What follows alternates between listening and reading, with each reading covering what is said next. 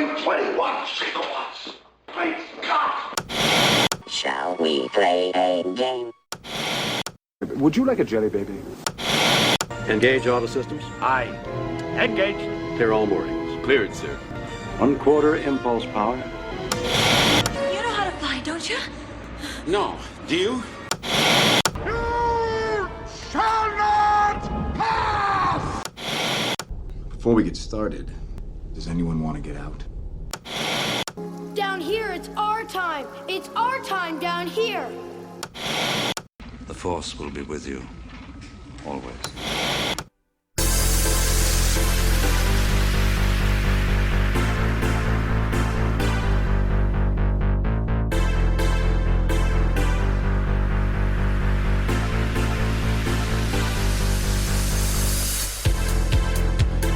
Hi, and welcome to the Geek Hangout podcast. My name is Mark, and I am joined tonight, as always, by my good friend and co-host, Grant.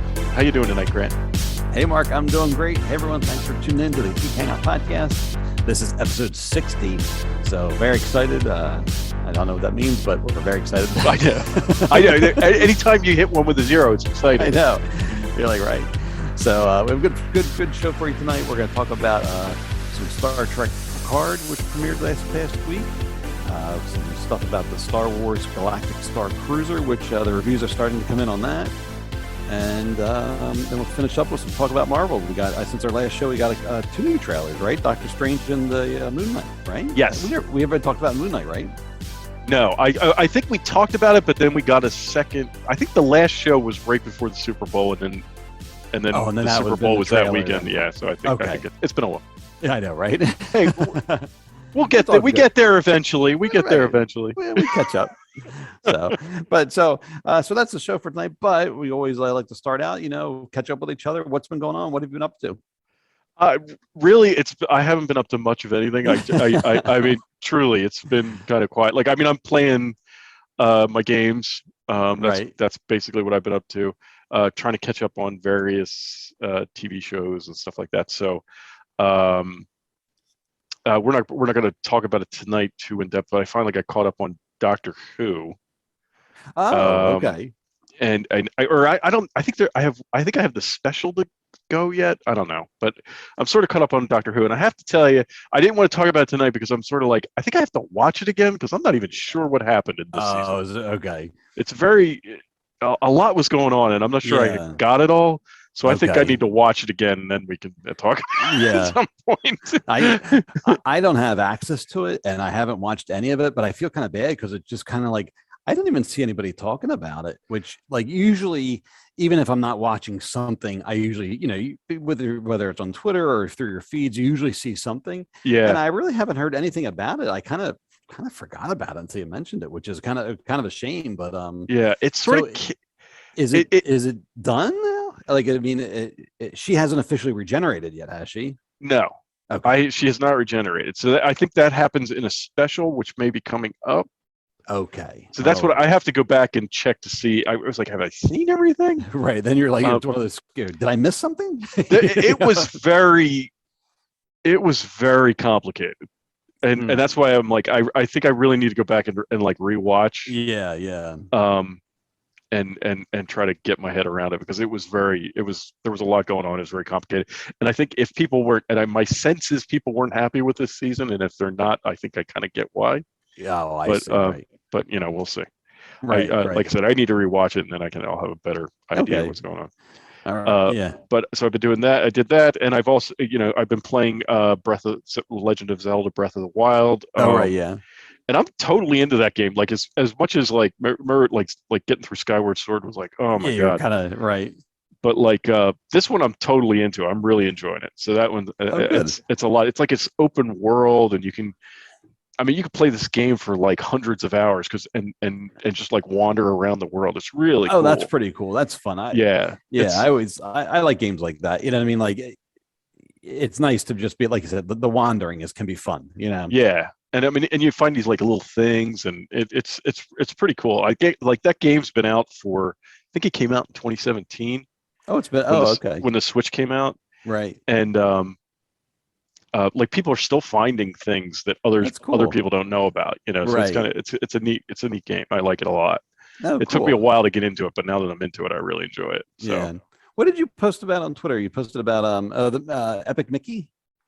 Did you? Oh yeah, yeah. That was so bizarre. Like it was on. I just happened to be scrolling through Twitter the other day, and for whatever reason, Epic Mickey was trending. Oh, okay. Have you ever played that game? No, no. Yeah. I'm not even sure if I know what it is. Is that the one? It's Mickey Mouse, but he has a paintbrush or something. Yes, okay. And it was a Wii game, so I owned it on the Wii. Okay. Like back in the day, and I always really liked that game a lot. Like it's like Mickey gets sent. It's almost like Mickey gets sent into a different like Disney universe. Okay. And it was like Disney at the time had just reacquired the rights to Oswald the Lucky Rabbit, which was and Oswald was before Mickey. The original, right?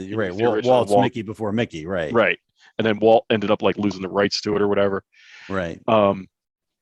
So they had just reacquired the rights to Oswald and they put him in this game. And it was such a clever game. It's like Mickey goes into like almost like a dark world. Okay. Like a dark realm where Oswald is like the Mickey of that world, and they kind of work together, and Mickey's got to like kind of try to bring the world, kind of repair the world and bring it back. Okay, right. And man, I loved that game. I really did. I loved it then, and I've actually replayed it since. Okay, right. And the game holds up. It's a good game, and it's cool because like a lot of the scenes are like you're in Disneyland, but it's like a dark version of Disneyland. Oh, that's funny. And he's got to like one of the levels I'm thinking about is like he has to go through the dark version of It's a Small World, and he has to repair it and get the ride running again. Yeah. And it's just a really cool game. That's and clever, he doesn't have a weapon. He has this paintbrush, and that's how you defeat enemies is with this paintbrush. Right. And so there was that game, and then they came out with a second version. It was like I think it was just Epic Mickey 2. Okay. I played a little bit of that. I never got through it. And then Epic Mickey 3 was like a 3DS game. Oh. Okay. And it was terrible. It was okay. I bought it and I played it for like 10 minutes. I was like, this is terrible. That's a shame, right? Yeah. So, but like I've always thought like, man, I'd love to see them revisit that franchise. And I have no idea why it was trending the other day. Yeah, it's always funny. When it was just bizarre. Like that. Yeah. Yeah, so I commented on it because I was like, oh yeah, because I would love to see them, especially now with HD and all this, because it was never an HD console. It'd be really cool for them to revisit that and like, that I complain all the time. I'm like, Disney should have really good video games. Yeah, and they don't really, and I don't get it. Like I've never really understood it. Like, they've got a great cast of characters. I mean, Star Wars and Marvel aside, right? Like they have this great cast of characters. Mm-hmm.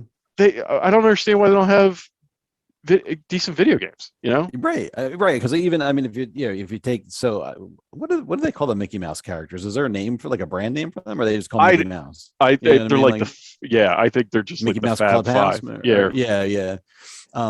But yeah, if you compare them to like Mario, you know what I mean. You're not. I mean, the games don't have to be anything crazy in depth, over the top, MMO type scenarios. Like no, just go create a racing game and just use those characters and just have some fun with them and stuff. Yeah. I mean, even in Disney Infinity, and like we were big Disney Infinity people. Like my son was young when that was out, and he loved it, right?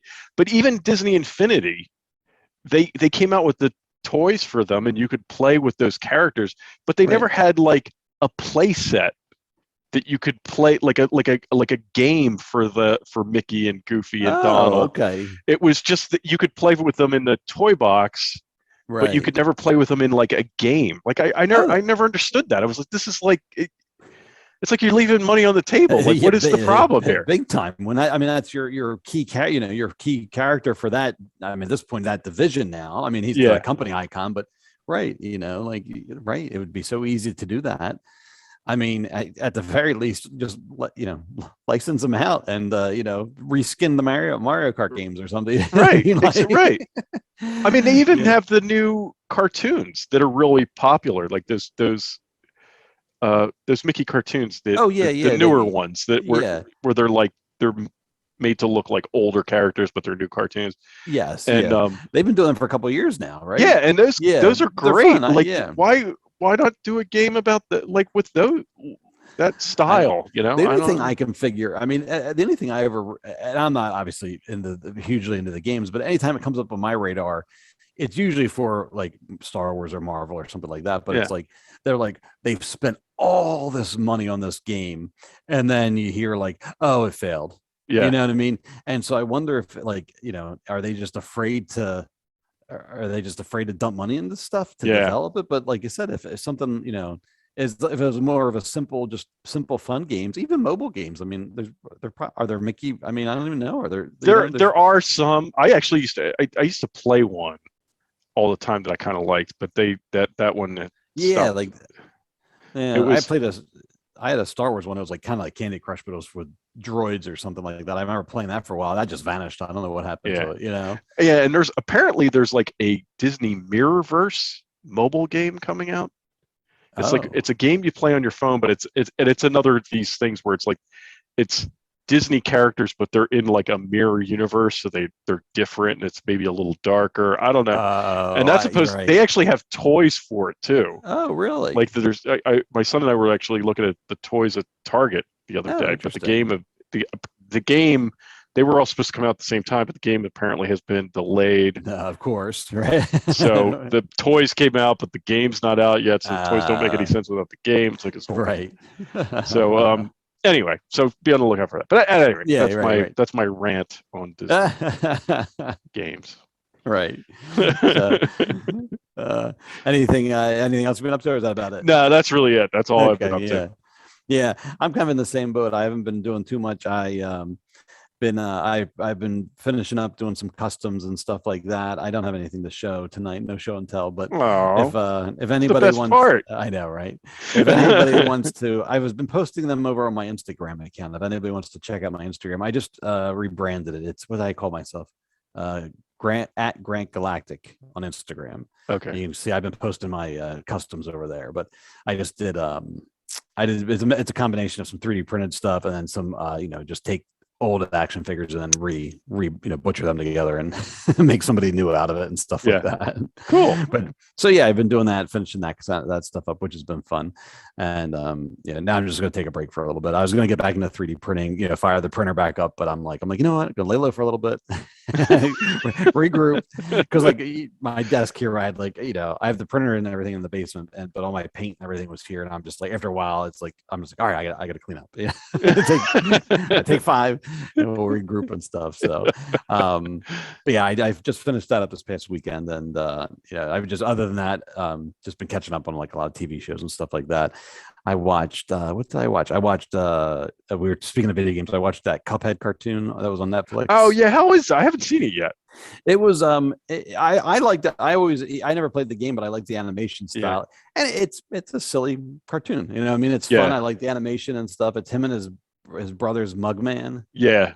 Right. And they're just kids and they go on like adventures and like the devil apparently is one of their main bad guys, which is kind of funny. I thought that was, but the animation style is very old school Disney, like the cow and the people dancing it. But it's, I don't know. I enjoyed it. I thought it was funny. But I've been watching that. What else did I watched The Boy, totally different now, but I watched The Boys from Amazon. That's on Amazon. I need to see the second season of that. I've seen the first season, but I haven't seen the second. So the second season's out. The third season's coming soon, and sort of as like an in the middle thing they released. It's called it's a cartoon, The Boys Diabolical. And really? I think it's 8 cartoons, but each one has like a different style to it. And like the first one was like, remember I think it was season 1 when he grabbed the one baby that had the laser eyes and he was using it as a weapon, right? So it was like Laser Eyes, Baby Laser Eyes Day Out or whatever, and and it's like the old cartoon, like where Tom and Jerry were chasing the baby the whole time. Yeah, it's kind of like that, but the baby has laser eyes, and it's obviously rated R, and right. like people are getting lasered left and right. But that was like episode 1. But there's a bunch of other ones. Some are better than others, but I was surprised at how much I enjoyed it. Yeah, and the different, some of the different styles of animation they did. But so I watched that. That was pretty good. What else did I watch? I'm trying to think. I feel like I've been watching a lot of Community, which is oh man, I love that show. Yeah, it took me a little bit to get into it. Yeah, and it surprised me how much I like it, but how meta it is in terms of like, every episode is basically a play on like a different movie genre, or like, like it's that show is, it's like a sleeper show. Like you got to get through like even like the first half of the first season, I think, because the first half of the first season is like trying to be like college kids or whatever it was that they and then it just goes off on this totally other direction. That is a good show. That is a good show. I was really surprised that it like all of a sudden I'm like, oh wait, I like this, and oh, this is really good. The one I watched last night was they're all in the one people's apartment, but they decide to roll the dice. Yeah. And the one guy goes, you realize by rolling the dice, you're going to create six different timelines. And he's like, no, shut up or whatever, And then of course they follow the rolling of the dice, and you see the different timelines or whatever like that, which is hysterical. And that's where that one meme comes from, with Donald Glover walking in like their room's on fire. Yeah. Right. But that was really, really good. That had me laughing really hard. I like that one. Well, what's really cool about that episode is like, the repercussions that episode comes to play in many other episodes for the rest. It's like they reference that. Oh, that's funny. That episode over and over again. Oh, funny. Okay. Yeah. Good. So that's I never watched that show in real time. No, right? Yeah. I just happen to start, like, I always have, when I'm working, I always have my personal laptop up, and I usually have something on, right? Yeah, but I'm sort of half paying attention to it, and while I'm working, and that's how I started watching it. And I was like, and it was like, the more and more I was like, man, this is a good show, right? Like, so then I had to start watching it like for real. Right. Yeah. Right. You're like, I have to watch this after work. Yeah, because we want to pay attention to it. But yeah, it's good. Yeah, I heard people talking about it, and then the Russo brothers are executive producers, or they're somehow involved with it, and so I saw their name was attached to it, and I'm kind of like, well, what's that all about? And it's just now you see, you're like, okay, there's there's definitely, they're fans of all this genre stuff because they incorporate it into the show, and they do a nice job with it, and it holds up. Like, I mean, that show's older now. I mean, it's not. It is. I mean, I forget when it ended. But it still sort of holds up.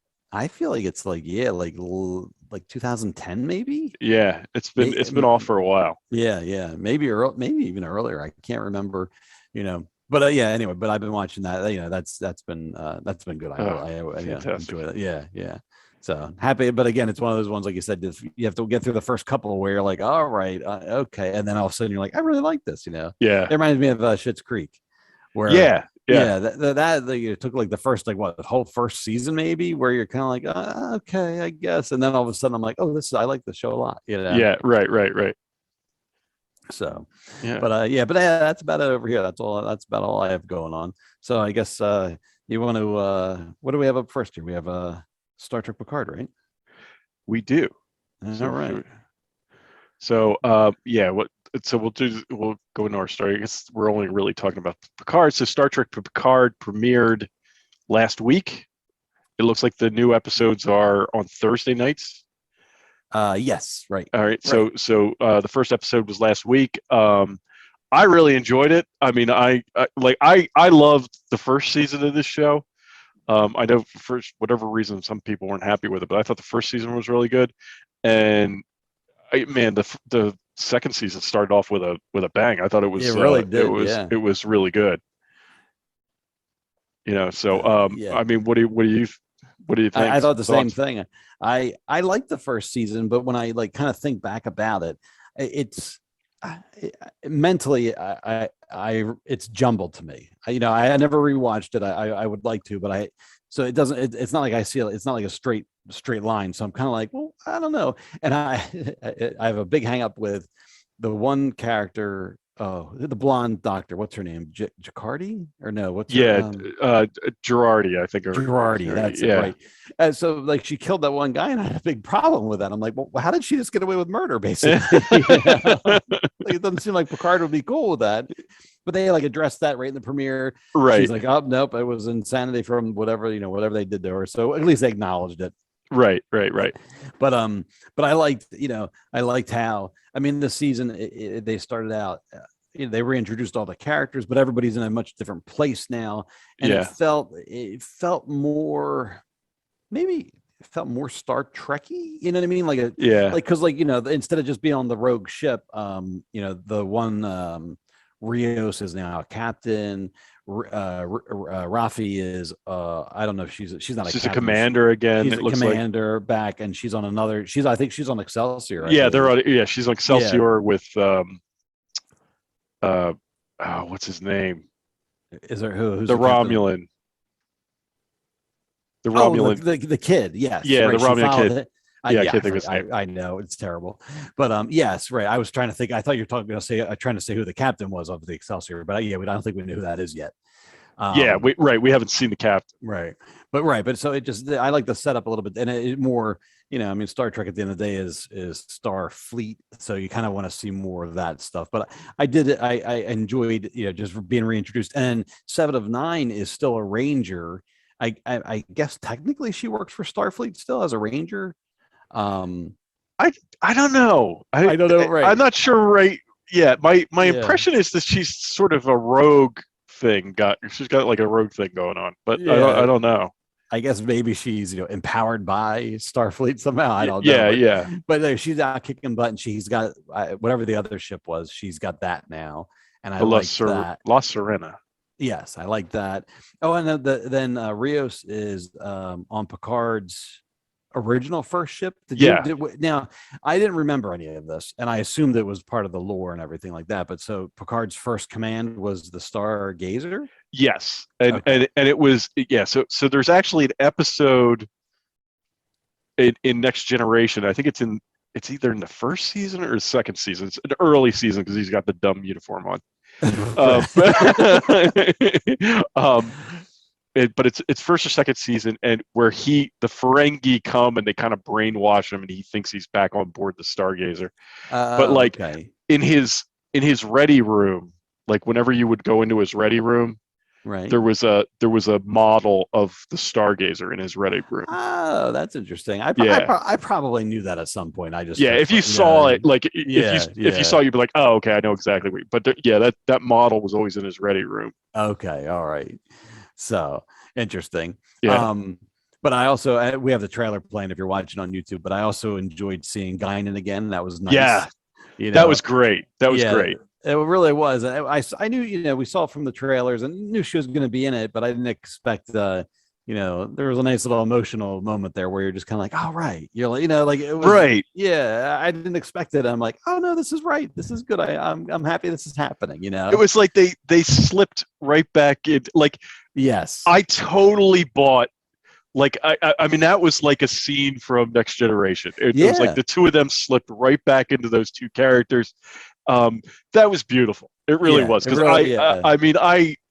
I always had a fondness for Whoopi. Like in that role, I always had a fondness for Whoopi Goldberg.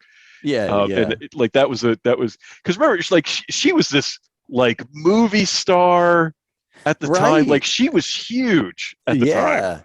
Right. And then she went and did this, this Next Generation TV show on UPN, right? Or whatever. Right.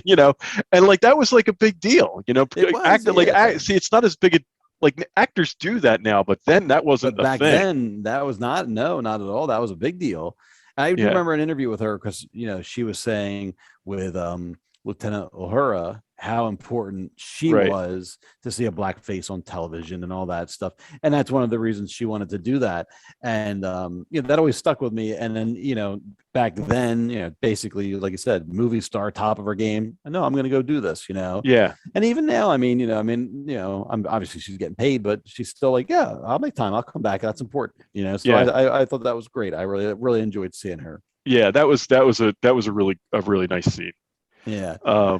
And apparently is it in LA or in San Francisco? Probably LA. Apparently that 10 Forward bar they have set up out there that you can go to it like it's a pop-up type of scenario. I Oh, think. really? Apparently out there somewhere that they have it where you can go, it's temporary, you can go and get it. Oh, that's cool. That's I cool. know, I thought that was cool. I was like, oh man, that would have been cool to go to, Are they wearing the big hat? Because they gotta wear the big hat. Right. It's not the same. Hi, yes, I'd like one giant hat, please. Yeah,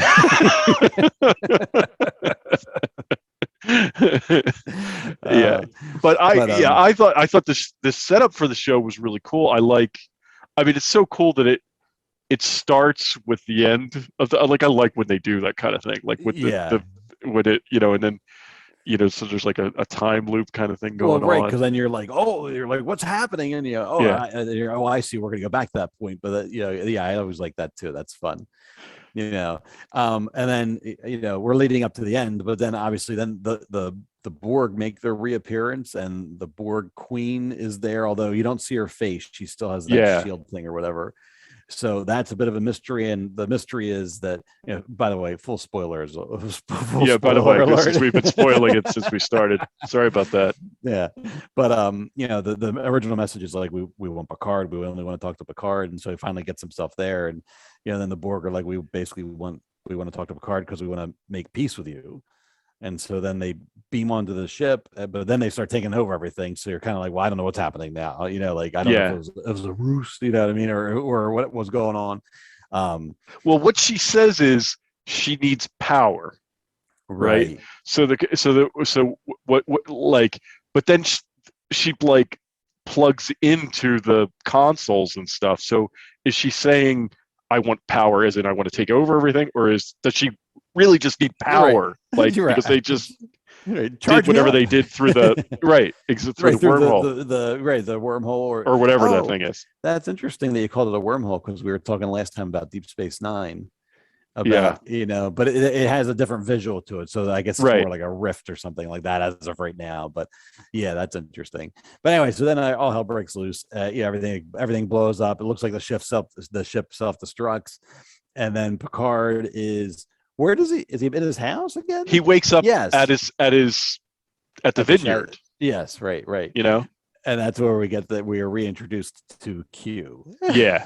And that was awesome. An awesome scene. Awesome scene.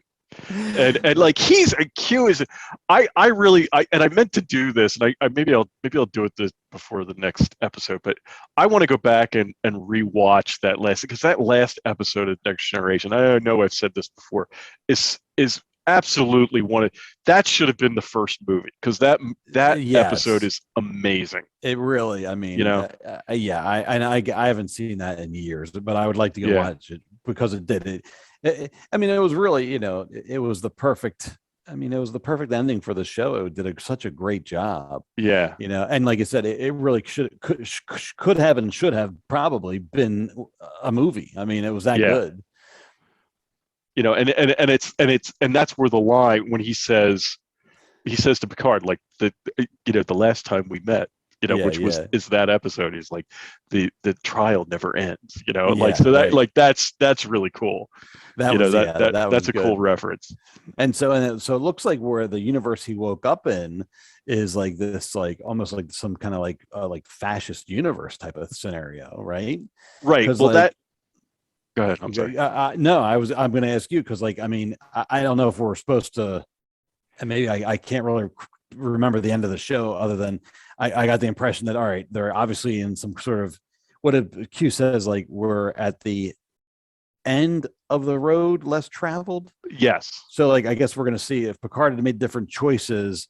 Here's what his life would have been like, but we're jumping in at the very end, so it's like, right. it would have been a series. Apparently, it was a series of bad choices. Yeah, right. There's some. I think there's some speculation that they may be in the Mirrorverse, in the Mirror Universe. All right. So and now we've seen the Mirror Universe a number of times now. It was introduced in the original classic Star Trek. That's the one where Spock has the goatee, right? Yeah, right. I was just gonna that's where that was where it was introduced. Okay. And that's the only time you saw it in classic Star Trek. But then they never visited it in Next Generation, but they did visit it in Deep Space Nine. They did visit in I think in Voyager. Oh, did they? Okay. And then Discovery has been there. Oh no, right. Yes. When you said yes. Yeah, Discovery had made it was a huge element of Discovery. Yeah, it was like the whole second half of the first season was in right. Yeah, because the spoiler, right? The captain was the captain that was in this universe turned out, I forget his name, but turned out he was actually from the Mirror Universe, which was really cool. Yeah. That's it. Yeah. So there's some thought that maybe he's based on what Q said, that maybe he's in the Mirror Universe. Okay. Well, because the uniforms are different. Yeah. And, that's where I was going with my joke, because you said Spock had the goatee in the Mirror Universe, and now Q's got a goatee. Right. I'm like, is that as silly as it is that like a subtle hint? Like, yeah, right. That's hysterical. It was very cool too that they de-aged him for that first. Like that was a really cool, because I was like, they did a nice job with that, I thought. Yeah, right. On a TV budget, right. But he's like, well, you got old now, right?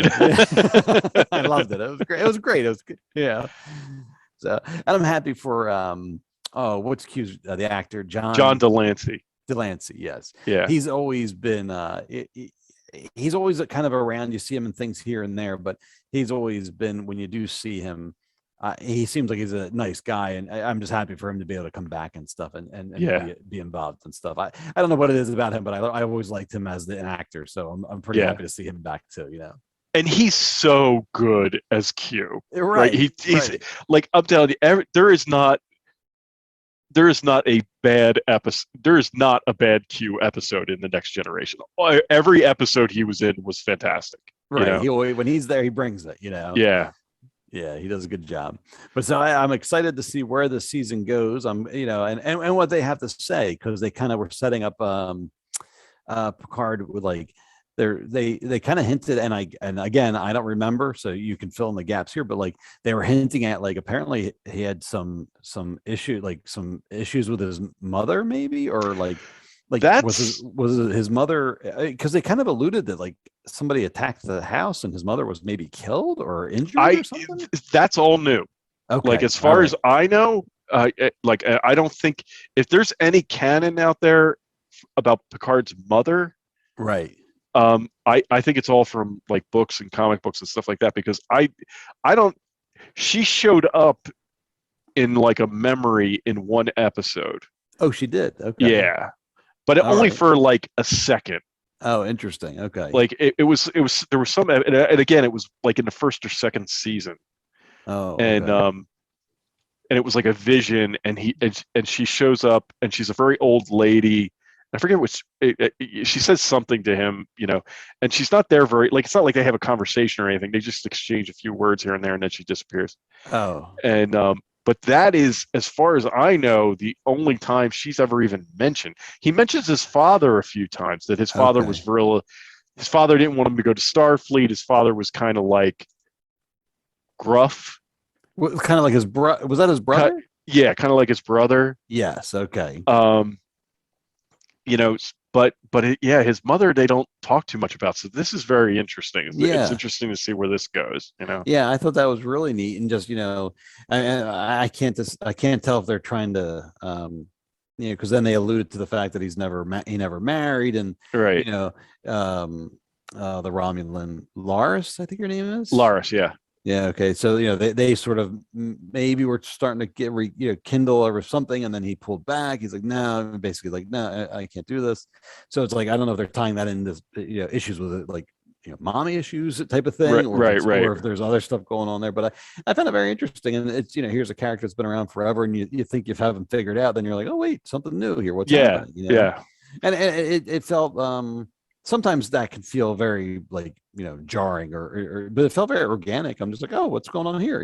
Yeah, I thought they did that's what I think they do such a great job on this, and I thought in the first season too, they do such a great job of him.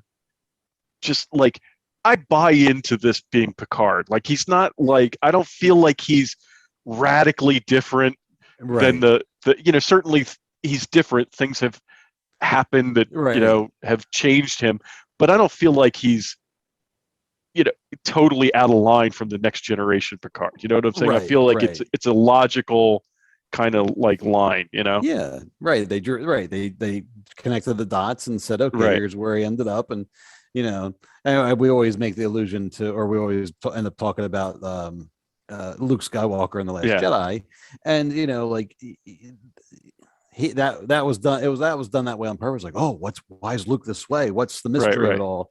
And the reality would have been, if you had just told us what had happened, it probably would have made a lot more people be like, oh, what I mean? Like, just tell us. It wouldn't be as jarring. Like I think that's what it was like. It was jarring because you're sort of like, well, I don't get how this all happened, and they didn't explain it very well.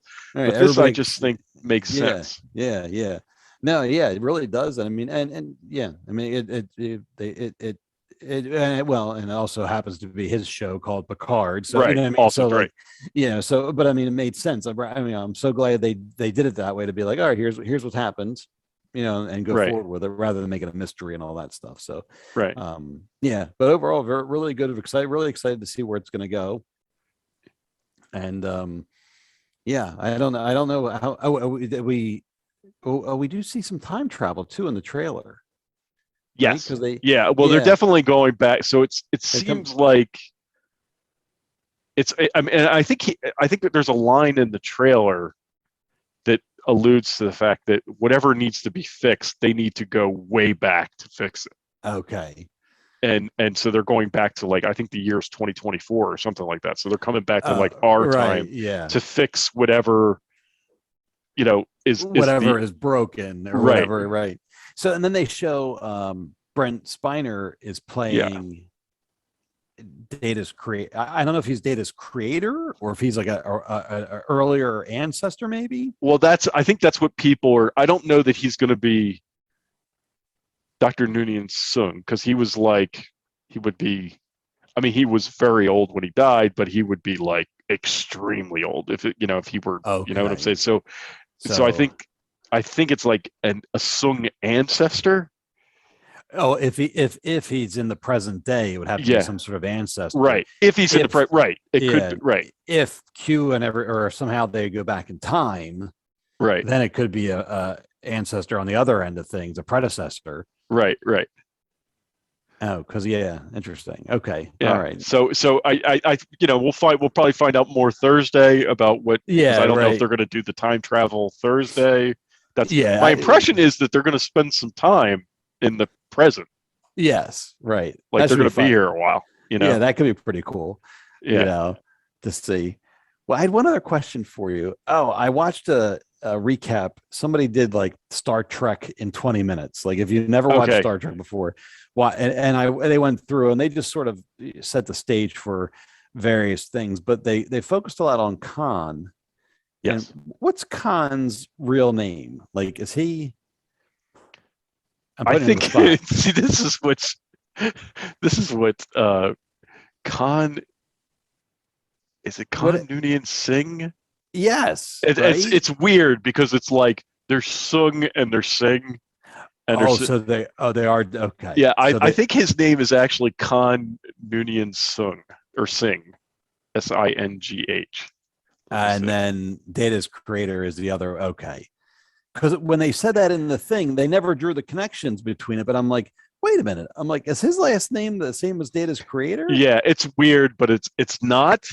But it's weird. Okay. Because I thought maybe that's the path that, because I mean, it was a recap, or it was the trailer had nothing to do with the makers or the creators of Star Trek, right? But or the video. But it made me wonder. I'm like, oh, is that somewhere they're going? Because they were talking about how these people were engineered, and then they start talking about the androids, and I'm thinking, oh, I wonder if there's a connection there.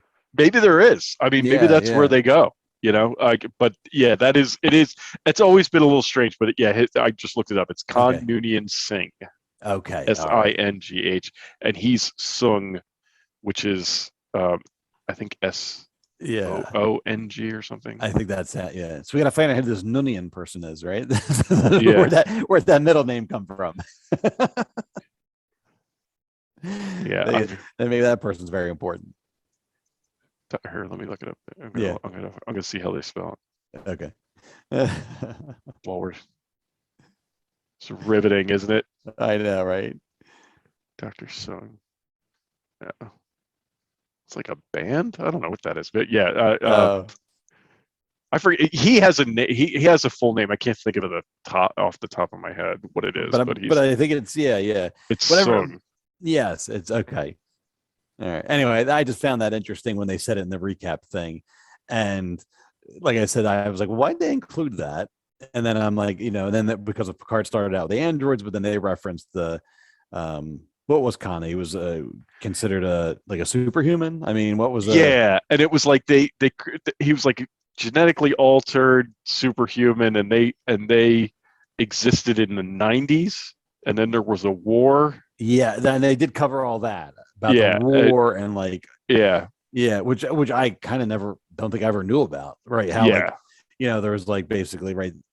I guess right? I guess the genetically altered superhuman people. Then there was a war between all of them, and then basically society broke down, and then gradually started building up again. Right, and then that's when you see Zephyrin Cochrane, right? That's when you see him, but when we meet him, remember, because it was like it wasn't all this high tech advanced stuff. Like he was like working a barn, right, yeah, and he was like spare parts, like he built it from an old missile. Yeah, right, and that's so that explains, and obviously, but that is sort of made it made sense. I'm like, oh, that's why he was more rural and all that stuff, and anyway, it was interesting to watch, and something I hadn't really thought much about. So it was I think it was Screen Rant. I think they're the ones. I know who you're. I think I know who you're talking. I think I watched the same thing a few days ago. Yeah. They do some good videos. Yeah. Their sites are a lot of clickbait stuff, but the guy that does the videos, he does a good job. Yeah.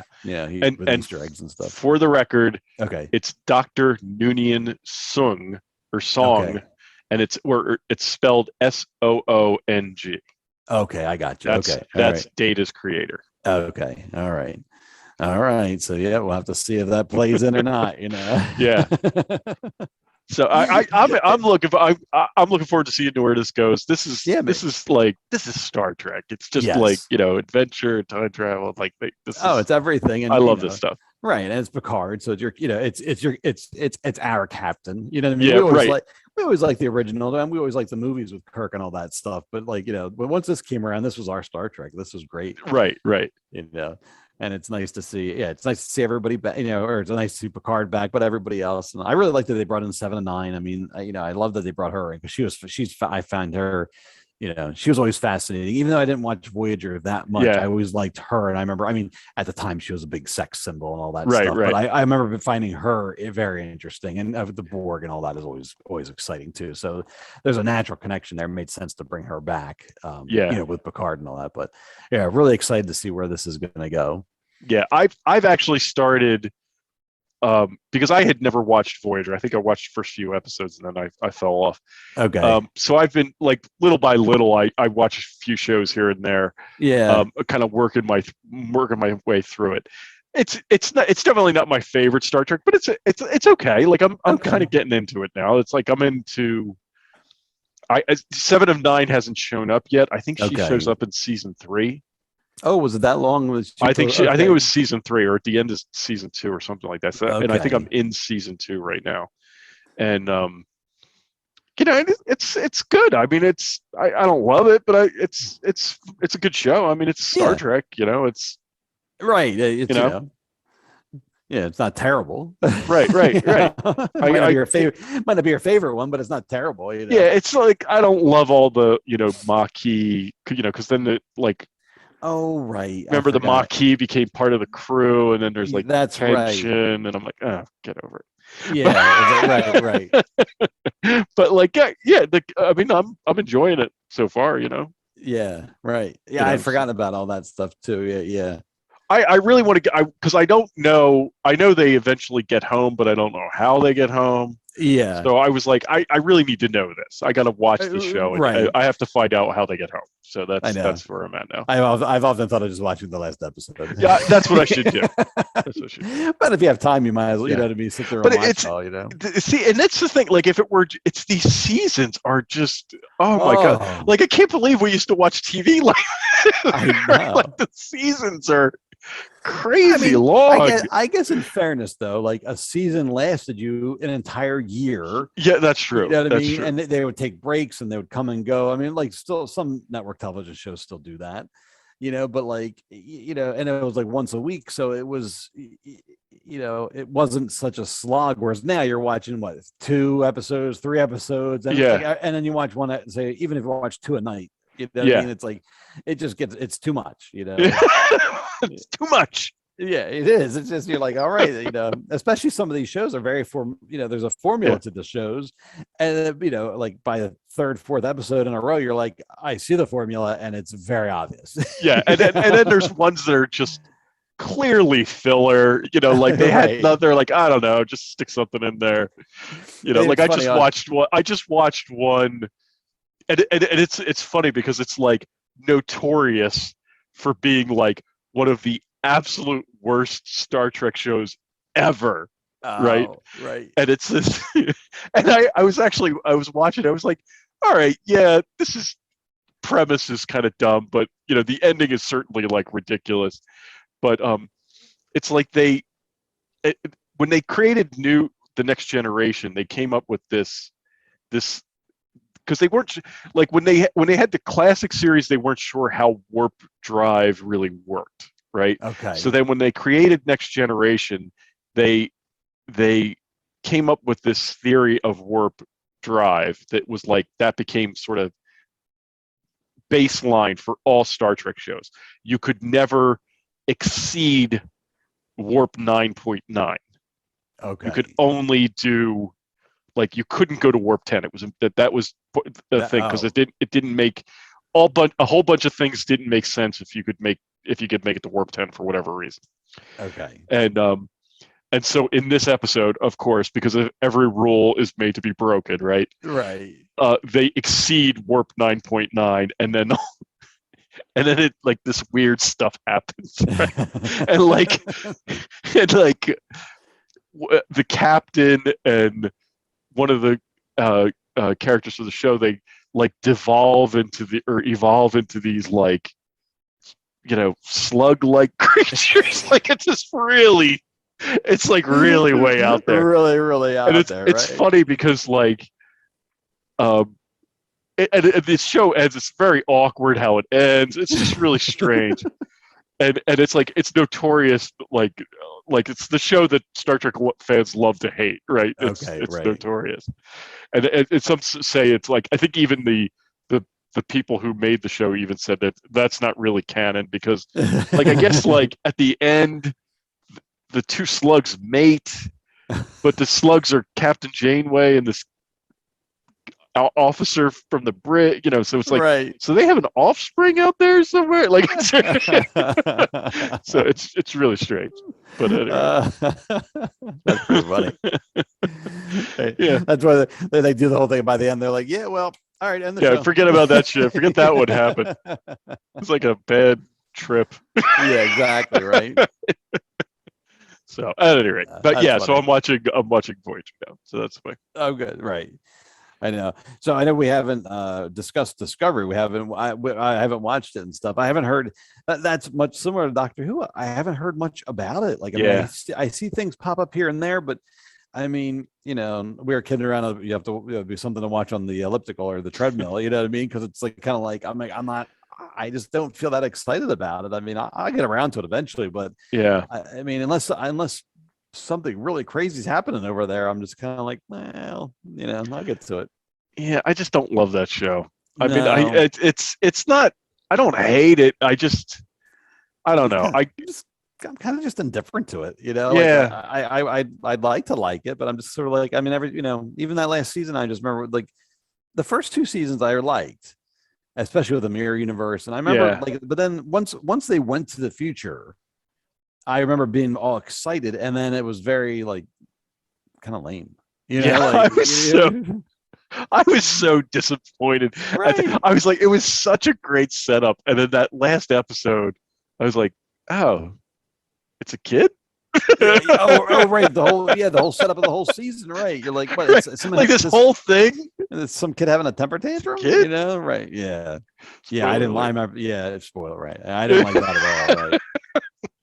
I don't know. I was like, all the places you could have gone. Right there. Yeah. Right. Yeah. All right. Yeah. No, right. I don't know. Maybe this season, maybe something will happen. It'll maybe it's building to something that'll catch my interest and I'll make me want to go back and watch it. But yeah, I mean, I'll watch it. But I get the same impression. I feel like it wasn't super popular because it sort of came and it went and nobody really. Yeah, I didn't really see much about it. I honestly, I think it might still be airing new episodes, or it probably ended. I think the season's done. Yeah, I think the season's on. Done. It probably is done. Yeah. So we'll have to see how that. Yeah, we'll have to watch it and compare notes. I guess they weren't building that anything. I guess hear anything like the end of season 3. Everybody's like, right. All right. All right. I'll go with next year. Yeah. That was a choice. Right. So anyway. All right. Well, good. All right. So we're looking forward to Picard episode 2 this Thursday. So this Thursday. I'm excited for that then. Yep. So, all right. Anything else for Star Trek? I don't have anything. No. Okay. So let's head over to Star Wars now. And while we don't have any current shows on the air, we do have the Galactic Starcruiser. Yeah.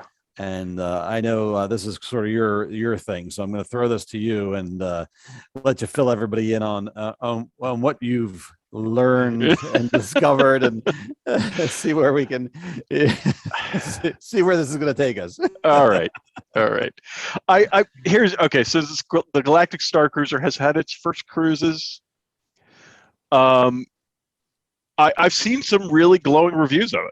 I mean, like people, like the people I trust, like podcasts, like if you're a Disney person and you're real into Disney parks and you listen to their podcasts and stuff, everybody knows who Len Testa is, right? He's just like a Disney, like God, right?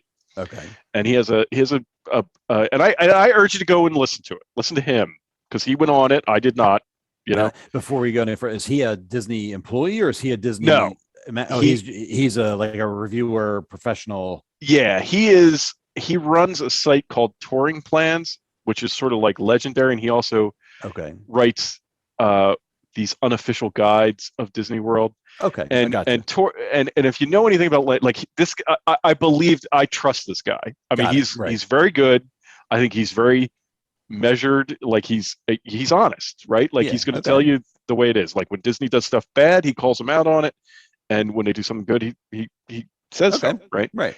So he runs the site Touring Plans. He has a podcast called The Disney Dish with Jim Hill. They do he was on the first cruise. Now he wasn't one of the invited like media people. Right. All right. He because there were like invited media people that went on the cruise, but they didn't pay anything to go on. Right. They were like invited by Disney, so they were a little suspect because you're like, well, how critical are you going to be about somebody who just gave you a $6,000 exactly gift, right? So Len wasn't one of those people. He paid his way on, right? He was on the first cruise, and he absolutely loved it. Oh, right. Okay. and his podcast goes real in depth about all the stuff he did, but this therein, I think if you listen to this podcast, therein is my issue with it, right? Because he created a character before he got on board the ship, like created a character, had a backstory. Right. Has this, he comes, he's got the clothes, like the whole 9 yards. Right? So he cosplayed, he did the whole thing. Right. And went on board the cruiser. He said it was a fantastic experience because the cast members, they remember your name, they remember your backstory, they include that in the next 2 days, the whole thing ends up being a little under 48 hours, like 46 or 47 hours. I don't remember exactly, but the whole experience, right? And he's like that whole, he's like, and he's like, I got on board. I gave he had his story ready when he get on board, because it's like, apparently as soon as you get there, this thing begins. It's okay. Right. It's still like the moment you get on board, and and it's like, 2 days of you like playing Star Wars. I mean, that's essentially what it is, right? Like you've got your character, you got your backstory, you're interacting with stuff that goes on the ships, and it's like, and from what I understand, it's constant. Like the whole time this stuff is happening. Like if you go back to your room because you're tired and you take a nap, the likelihood that you're going to miss something is very high. Right? Like if you go back to use the bathroom and come back, you may miss something. There's always stuff going on. Okay. Right? Now you don't have to see everything. You don't have to be included in everything. But, I mean, obviously, if you're spending that kind of money, you want to, right? Like I don't want to feel like I didn't get my money's worth, so I would want to do everything, right?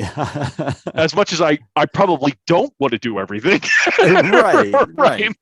I would feel like I had to do everything because I spent this much money to do it. I spend $6,000 or whatever it is. I have to hold it. I cannot run to the restroom. Right. And that's kind of what it sounds like. Like, to me, this sounds like a lot of work. I mean, it really does. And it's like, I don't know that I feel like putting a character together, and I don't know that I want to go out and buy clothes and do all that kind of stuff, right?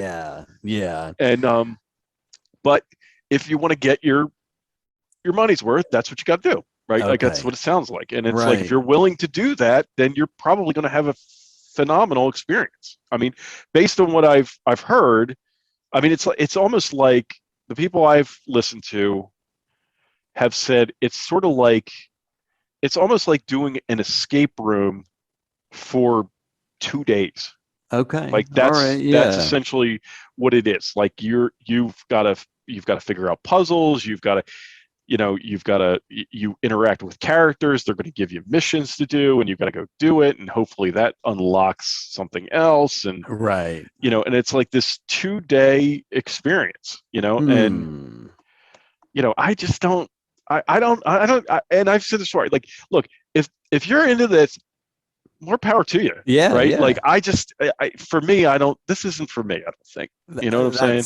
Yeah. That's kind of the impression I got. Cause I watched a video, it was like about an hour long. These people happened to get on they were given the free trip or whatever, but they were critical, I thought they were pretty fair and stuff, but I came away from it and I just thought to myself, as cool as some of the stuff seems, it just seemed exhausting. Like it seems like you would have to constantly be on like the go, on the lookout, like, and listen, I'm sure there's a lot of people out there that are 1,000% into it and all that, but just for me, I'm like, that level of commitment, like that and the money part of it, but like, together, I'm like, I think I'd be having like, panic attacks, because I'm like, oh my god, I spent all this money, but I want to take a nap, or like I'm gonna miss out on this if I do that. And I certainly couldn't imagine doing this with children, right? Because go ahead. I'll just say, I've done escape rooms with my kids from when they were a little bit younger to just this past year. And I mean, you're in there for an hour, and like trying to get people to focus and do stuff is like, yeah, it's like very difficult to do. You know what I mean? Like, yeah, and you're just kind, you know what I mean? And I can't imagine doing something like this of this scale, this dollar amount, and something that I actually care about. Like, there'd be lots of hollering. There'd be lots of yelling going on. And that's the thing is like, I just don't understand.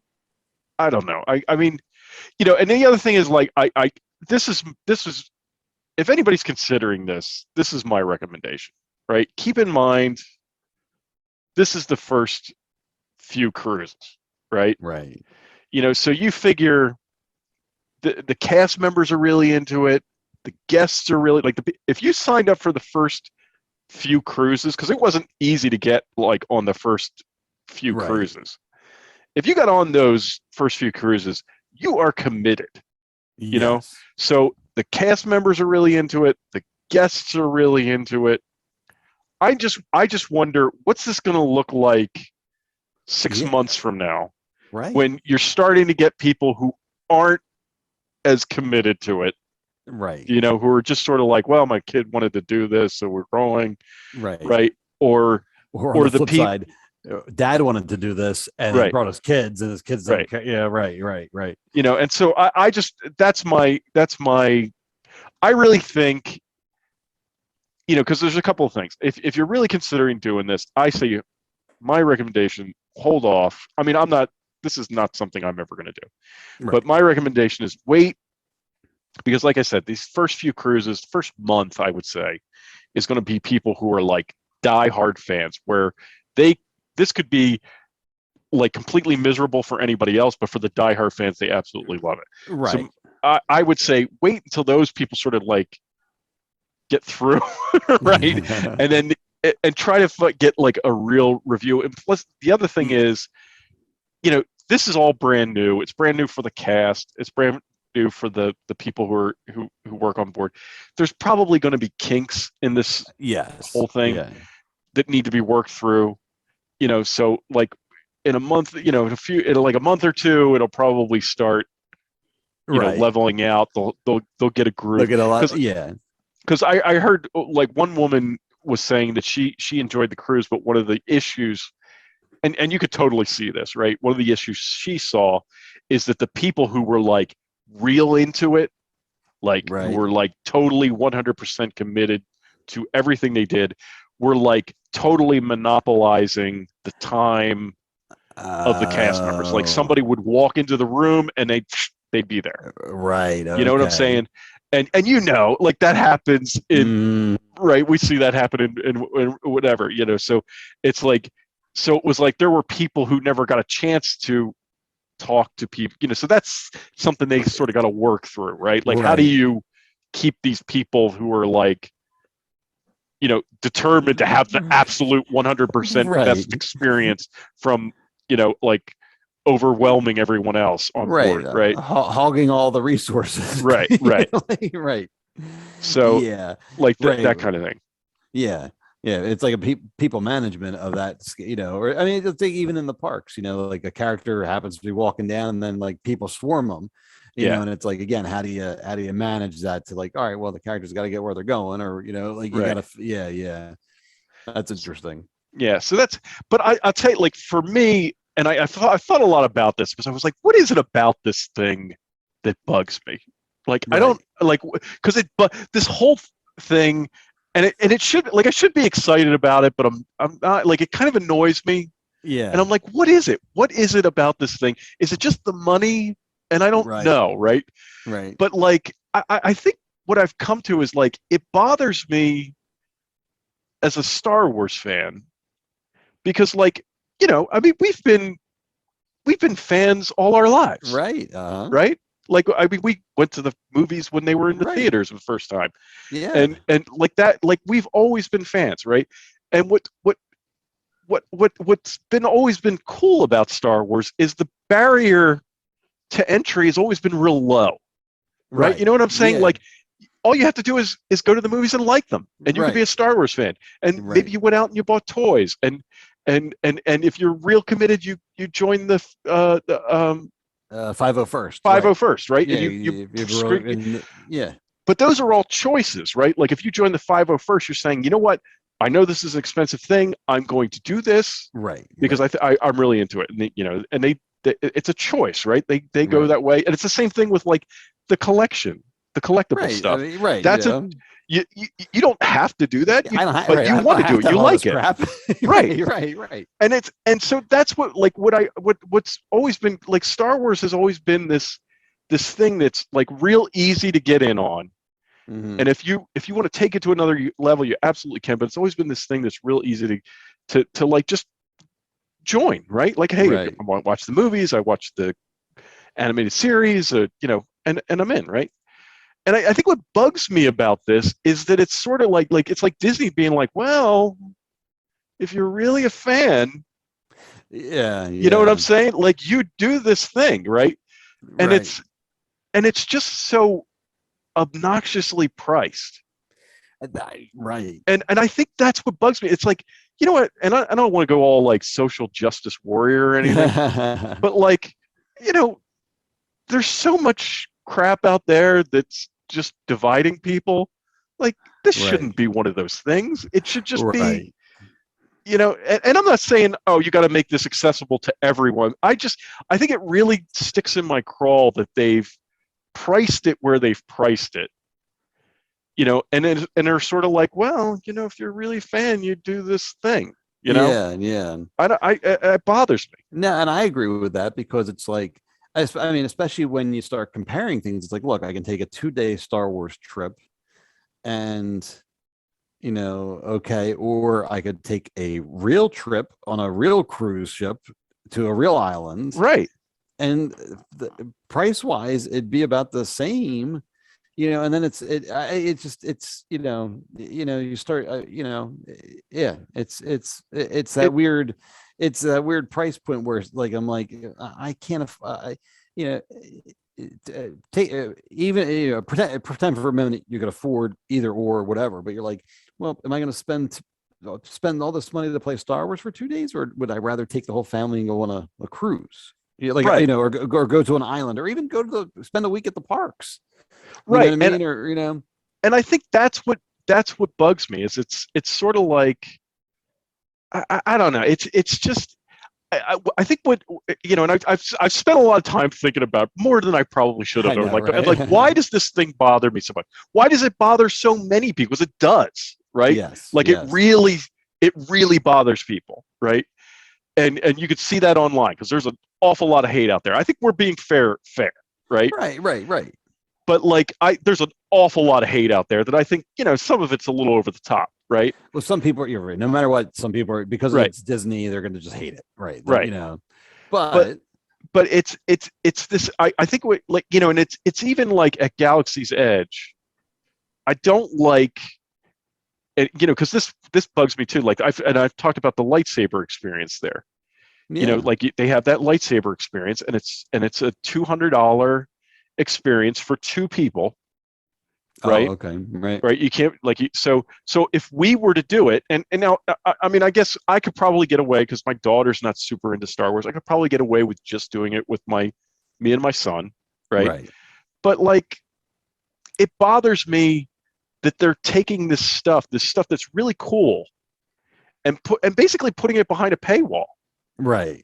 And and it's like, that's not like, look, and I don't know. It's like, look, George Lucas gets on my nerves occasionally.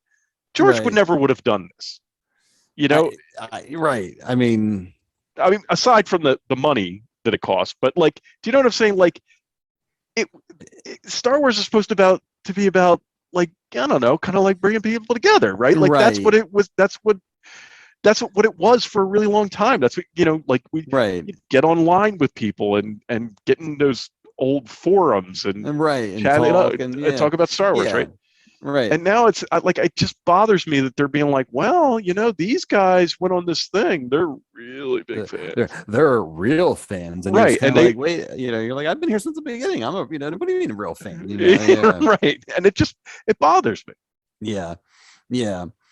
I know. I think part of it, and I was thinking about it too, because we're gonna go in over spring break. We're gonna go to Hollywood Studios for the day, and my wife and kid, they're like, "Oh, are you gonna build a lightsaber?" And I'm like, "No."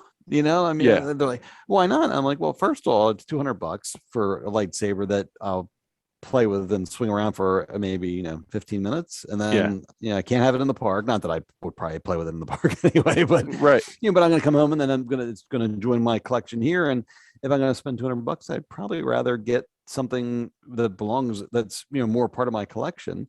But I mean, not for anything, but at the end of the day, it's like when it comes to all that Star Wars stuff and everything, that's like my thing. But like my wife certainly doesn't care. My oldest daughter is pretty indifferent. And even my youngest daughter, who tends to like this kind of stuff, she's pretty indifferent. Yeah. Yeah. So then it's like, I'm going to spend all this money for me. And, that's not how I operate. You know what I mean? I don't, if I'm going to spend all this money, I'm not going to drag my family to some galactic cruise ship where they're just going to be rolling their eyes the whole time and bored out of their minds. I'd rather take them, it's a family trip. I'd rather go somewhere, where everybody can have a good time. I mean, right.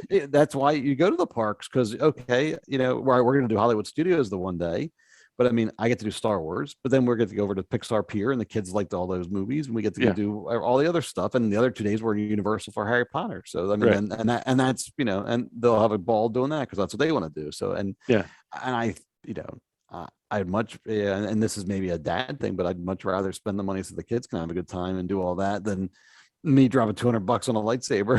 Right. I don't know. That lightsaber thing bothers me, and it has from the beginning. Yeah. And it's like I have no real desire. It's like I don't spend that kind of money on myself for the most part. Right. You know what I'm saying? Like I just don't. I don't like. I mean, I buy my. I have my Nintendo console collection, and I buy my games, but all of them are like, with very few exceptions, all that stuff is under $100, and I pick it up here and there. I'm not, I don't drop that kind of money on myself. I pick things up here and there. Yeah, I mean, I've dropped a few, large dollar amounts here and there, but for the most part, it's like you said, you pick up things here and there. I'll buy busted up, broken things and fix them so I can have, hey, I fixed this. It's worth a lot of money now, but when it came in the dusty old box from the barn, right, it wasn't worth anything, So yeah, I'm the same way. I'm just, that's just not my, I'm just not built that way, Yeah. And so it's and what bothers me about that lightsaber thing is everybody's like, oh, you can't look at it like you're getting the lightsaber. It's the experience, right? You're getting it's the experience plus the lightsaber. Like the experience is amazing, and everybody always talks about it. And it's like, all right, I get that, but like, hey man, I paid my ticket to get in here. I have experiences all over Disney Park. I don't have to pay extra for them. Why am I paying extra for this? Yeah, right. Like that's what bothers me. It's just like it's like the really cool stuff that for Galaxy's Edge, the stuff that they were sort of promised. The character, the aliens walking around, the droids rolling around, all that stuff that was, and they said that was going to happen. It's not like, oh well, they never really said that. No, they said that. It was in all the images. It was on all the the pre-production. Yeah. And what it came down to was they were like, well, this stuff's really expensive to make, but if we make money, creating it, well, then we'll do it. Yeah. And that's what I think that's what really, really bothers me. We were promised all this great stuff, and now all the great stuff they put behind paywalls. Right. And that I don't like. Yeah. That's not. I thought that, that's the first thing that popped in my head when I, on the cruise ship, some of the pictures they showed, there's a girl, female Greedo, is like an entertainer. And apparently I have several pictures. I'll go to the pictures. Go ahead. Keep talking. Apparently the mask is awesome, and it's very articulated, and it's awesome. But like, the first thing I thought, I'm like, wow, it's a shame she's not in the park. Right. And same with, and then we have another picture of the one droid. Now, apparently apparently on the ship, there's only that one droid. So I hear people who are all bitter about that. And well, that's like, for that much money, there better be a lot of, That's what's kind of funny is like, so this Greedo, they are like, this Greedo appears like, it's like the only one. right? Right, And it appears like in all these pictures I have, like there she is. Right. She is. She's in all these pictures. There she is. Right. Yeah, and she's then, in. right. Because it's like the one, and then the droid appears in like I don't know how many pictures of the droid I have, but like he appears everywhere too. Yeah, and then there's like the one singer is a Twelk or whatever they call with the head tails. So there's your second alien, and then they cheated, and the captain is one of the blue skin aliens, right? Yeah, whatever. Thrawn is right. Thrawn, right? Yeah, and you're like, well, that's a cheat because that's just some lady in blue face paint. Yeah, that's her right there. Right. Yeah, and it's like all this money for this big cruise. First of all, these characters should be in the park and just roaming about. You know what I mean? Right. But all this money, and I get 2 aliens. I get 1 robot. You know. Now apparently, I know Chewbacca shows up at one point. Yeah. I guess as part of a mission, and then Rey and Kylo Ren make appearances, but I don't think you really interact with them. Yeah, they should. Maybe you did. Maybe you do. I don't know. Well, it's okay. So this is one of the things that I heard that I was kind of like, I don't know about this. So I was going back to Len's experience. He said he actually, and this is so you have to do all of these, like you do all these missions. Right. Like I said, it's sort of like an escape room. So you have to do all these missions all throughout the 2 days, including when you go to Batu, right? So you have your afternoon at Batu, and then there's missions. You have to go around with your like little data pad, and there's missions you do on Batu. Okay. And they all like the people at the Galactic Starcruiser knows you're doing that stuff because you're logging all this stuff in your data pad, right, or your iPhone, I guess. And that they know all that information happens. Well, so because Len did everything, right? Like he said, he did all the missions on the ship. He did all the missions on Batu, and because he did all of that stuff, when he gets back to the ship on that second day, he gets asked to do a mission after dinner, and he goes. You know, it doesn't sound like anything special, but they walk down into this corridor. A door opens, and they're standing in it. It's like him with like maybe 10 other people, and he's standing there in a room with Rey, and Rey is giving him. You know, Rey gives them a mission that they have to go out and then do. And he said, and he said it was so. That he said was really cool. It was amazing. He's like, it was kind of emotional. He's like, I actually teared up a little bit. He's like this whole thing, right? Right. And you know, so you do get to interact with Rey, but he got it because he did all of that stuff. So people who paid the same amount of money to go on board that ship, right, who maybe didn't do everything, didn't get that same experience. Right. And it's kind of like, well, I don't know, man. Like, you know, like I get that it's a small group and it's really cool. You want that to happen. But if I'm paying that kind of money, right, I want it all. Yeah. Well, that's right. And and if I miss some mission on Batu, I don't care. Yeah. right. Well, that's great. I mean, you know, I was kind of kidding about saying it sounds exhausting, but it really does. Like, you're paying all this money, but to work very hard. It sounds like So it's almost like a competition. Like if you can do all your missions and complete them, and whatever XYZ might be, then you get invited to see Rey. Right, and you're at the right place at the right time because if you go to the bathroom, you may miss it. Right, like that's the reality of this experience. Right. And it's. And I guess part of it is, well, they do all this because they want you to come back. But, man, for that much money, I don't know how often you're going to if I ever did this, it would be one and done, right? I mean, it would really, really have to be. I mean, it would really have to like blow me away to want to go spend that money and go back. And I mean, like I said, I just can't. I mean, everything I see, it just seems like, it seems like too much. It seems like too much work. Like it seems like too much, it's just not for. I mean, basically, it's just not for us. I mean, Well, like, right, and in the end, like, and look, I'm not trying to talk anybody out of this thing. If you want to do it, more power to you. I would love to hear about it. Right, yes, like when you come back, let me know. I want to hear about it. But like, this is just. It's not. This is. There's nothing about this. Like that appeals to me, and it's like we said before. Would I be totally into this? If it were a dinner and I show up for a few hours and then I go home? Yeah, I'd be totally into that. I would be all over it, right? Right. It's a say it's a 3-hour window, and you get some food, some drinks, and there's entertainment, and then you're also doing a mission or something while all this is going on, and like I said, like a dinner party or in a more elaborate or longer escape room or something like that. I'd be much more interested in than this is like 2 days of just basically it's a 2-day escape room or a 2-day dinner theater or it's just like okay. right I'm done now. I've had it.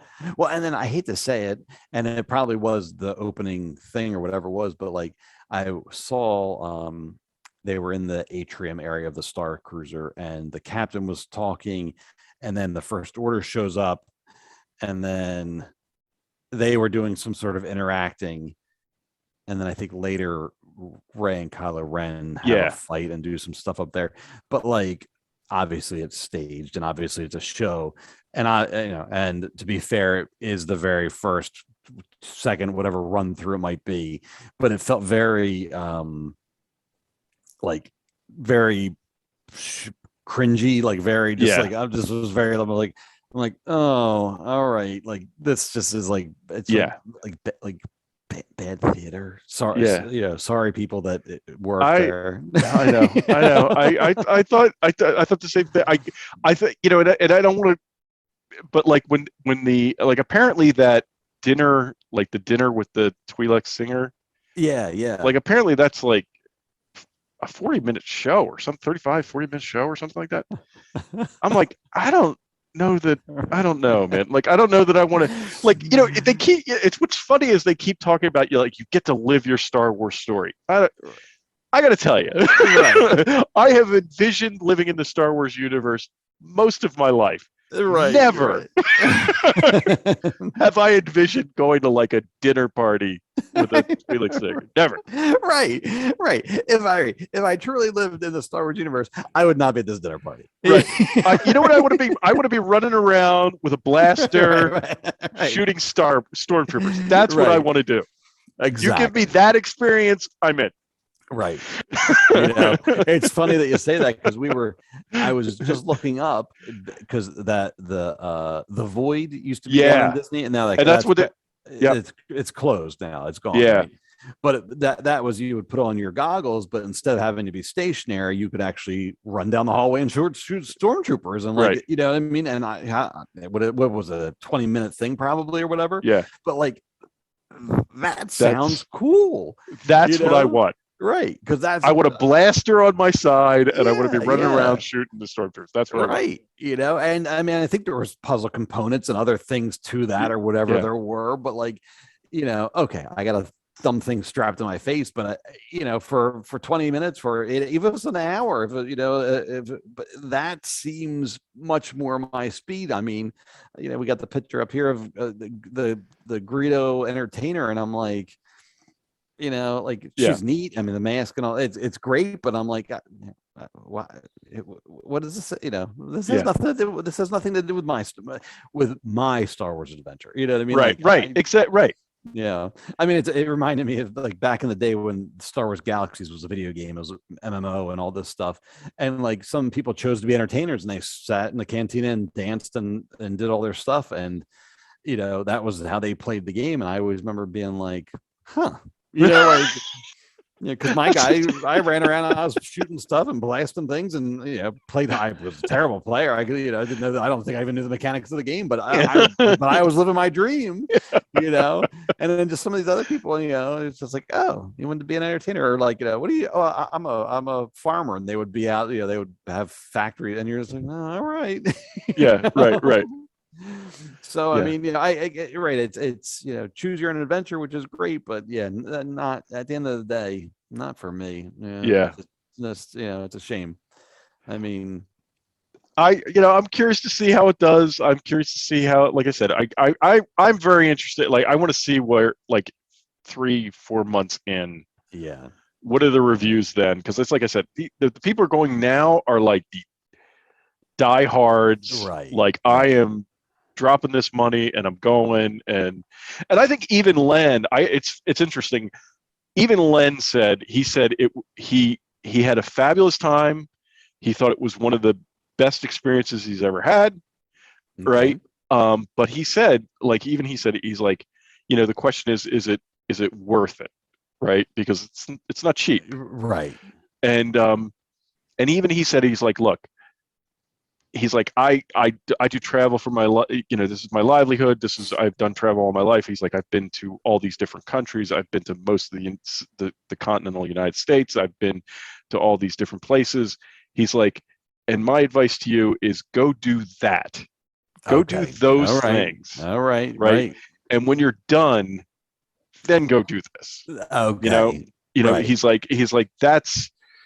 I mean, there's something to be said. Go right. See. And I thought that was a really. He's like, look, you'll have experiences. You'll go out. You'll meet people.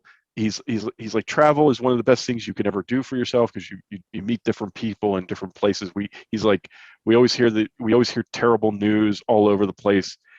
He's like, but when you're out there and you meet people, you're like, you know what, people are generally good people. He's like, we hear all the crappy stuff, but there's really good people out there. So he's like, go do that, and then go and spend your money on this. That was his That's probably good advice. Right. I mean, really, when it comes down to it.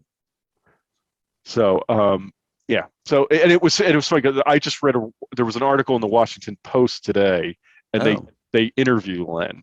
Oh, okay. And he was saying that, like, what this costs is like 80% of the budget most people have for vacations for their entire year. He's like, he's like, this is even expensive for, like, the top 20% of people who spend money on vacations. Yeah. This is even expensive for them. Oh, that's interesting. You know what I'm saying? So there's a lot you can do. Yeah. For this kind of money, and it's like, you know what? Right. I think I'd rather go do that. Yeah. I would be right. Like you said, once the diehards get through. Yeah. And then the people with too much money that they know what to do with get through. Right. But then, that what's going to happen with this? And we even said, we saw with Batu, they started, like, they had all these grand plans, but then they started gradually dumbing it down, or gradually making it more, like, naturalizing. I don't know what, what I mean? Like I know, like, all the food menus changed, and now it's like chicken. Right. And what else did they change? I read they changed a few other things. It was like when it first, and I was never there when it first opened. Like, I never got there when it first opened. But, like, when it first opened, it was like they tried to make it really immersive, right? That's right. Yes. So when you asked them, like, if you went up to a cast member and were like, "Where's the bathroom?" or "Can you show me where the bathroom is?" Right. They would be like, "Well, the refresher is over there," like that kind of stuff, or and they would say "bright suns" as for good morning and stuff like that. Yeah. All that, by the time I got there, which was after pandemic and all that kind of stuff, by the time all that was gone. Like, they were like, "Yeah, the bathroom's over there." Yeah, right. Right. And they called, like there was, like, popcorn, and they called it, like, I forget what they called it. Yes. Yeah. And so if you ask them where the popcorn was, they'd be like, "Oh, I don't know what you're talking about, popcorn."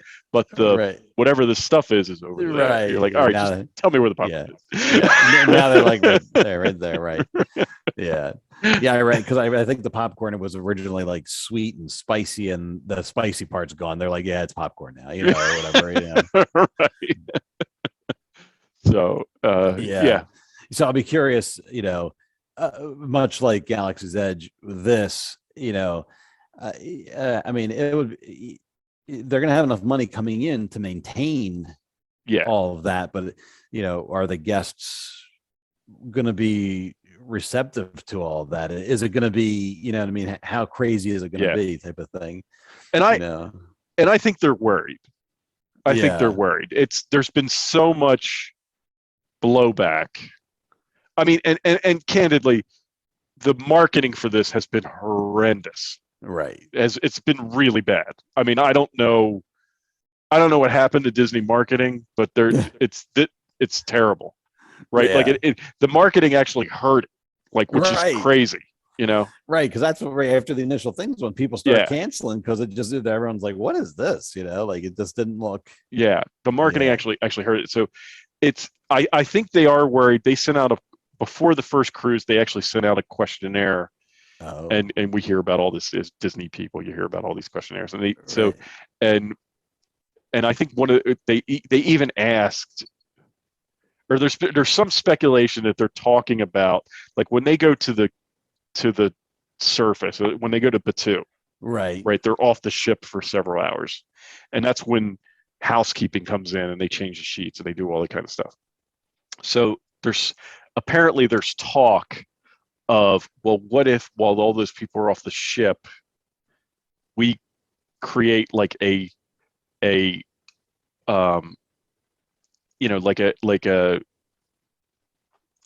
small experience that people can come in, we can charge for that, and people can come in and be on the ship for a couple of hours. Oh, so the cruise ship guests would be off the ship, but then regular people could come in and do stuff. Yeah, and the reason they're talking about that is because I think they're a little worried, because bookings, like it's pretty, like it's not even booked solid through.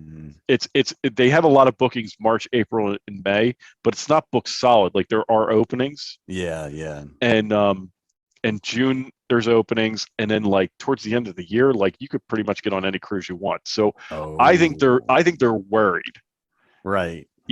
Because of I mean, the price point is crazy. It just is.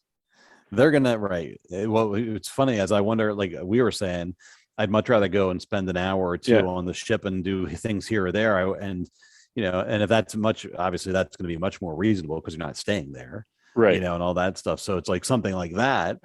I would you want to go have an adventure for an hour or two on the ship? Okay. Yeah. Let's go do that. You know what I mean? I almost makes you wonder if they'll eventually turn it into a Star Wars themed hotel and you just go there to have adventures, Well, I think that if this flops, I mean, they're not going to just like throw up their hands and be like, oh, well, I mean, they're going to make, they spend all this money on it. They're going to make it work somehow, Right. Whether it's one night cruises or you just go for the day or something, they're going to make it work. Right. They'll figure something out. Yeah.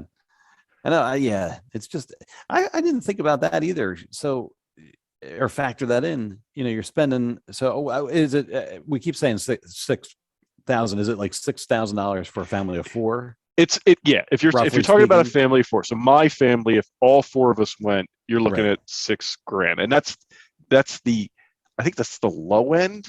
Okay, because you can get a bigger cabin, and then it's higher. Paying, right. But so all right, you, my family, we both have four of us. We get ourselves down to Florida. You do this for 48 hours, whatever it is, and then you go home. You know what I mean? That was one of the things I was thinking about. Like, it doesn't even get you a ticket to Hollywood Studios for the day because the day you leave in the morning. You leave at like by 11 a.m. I think you're gone. Oh, and it's like you can't even go to Hollywood Studios. Right, you're gone, man. Right. They should when you go to Batu, they should ditch you. They should be, all right, thanks for coming. We're gonna later go to Batu. Right. Basically, enjoy your day at the park now because no, you get off and then you're gone. Right. That's crazy. Yeah. So right. So after all that money for 2 days, then it's like, Yeah. I mean, meanwhile, then any other regular family is going to be like, well, we got the rest of the week. We're on vacation. Now we got to switch hotels. We got to go over here. Right. Yeah. But it's like if you like, say you and I decided to go, Right. like it would not be $6,000 for the two of us. It would still be Right. expensive. Right. I think it would be like it's Right. probably closer to $4,000. Okay. All right. Which still right. But yeah, it's still not cheap. But it's like it's not. I mean, you can.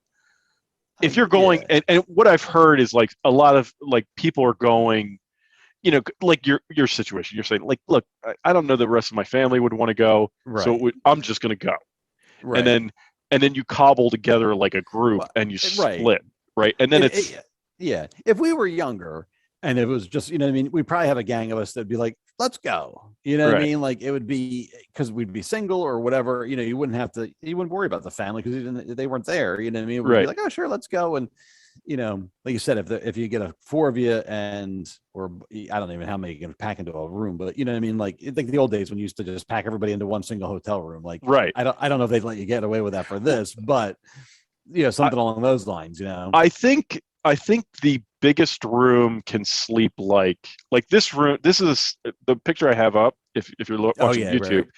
Picture I have up will sleep. That's like a standard room, and it sleeps 4, right? Like you got the 2 bunk beds, and from what I've heard, the bunk beds look crazy small, but it's like it's an optical illusion the way they built them. Yes, almost. I did see this big tall guy lay down. Yeah, it's because they. Yeah, so it actually like a 6 foot tall guy could lay in there. That's not going to be a problem for me. But like if you were 6 foot tall, you could lay in there. It's not an issue. Right. So they sleep 4. I think the bigger cabins can sleep like 5 or 6. Okay, right. Because they have like a couple pull-out beds. Yeah. There's like a bedroom, and then there's several pull-out beds, and then I think the couch pulls out or something like that. Okay. So it's like you could fit, but that but then you're spending more money because the cabin's big, right.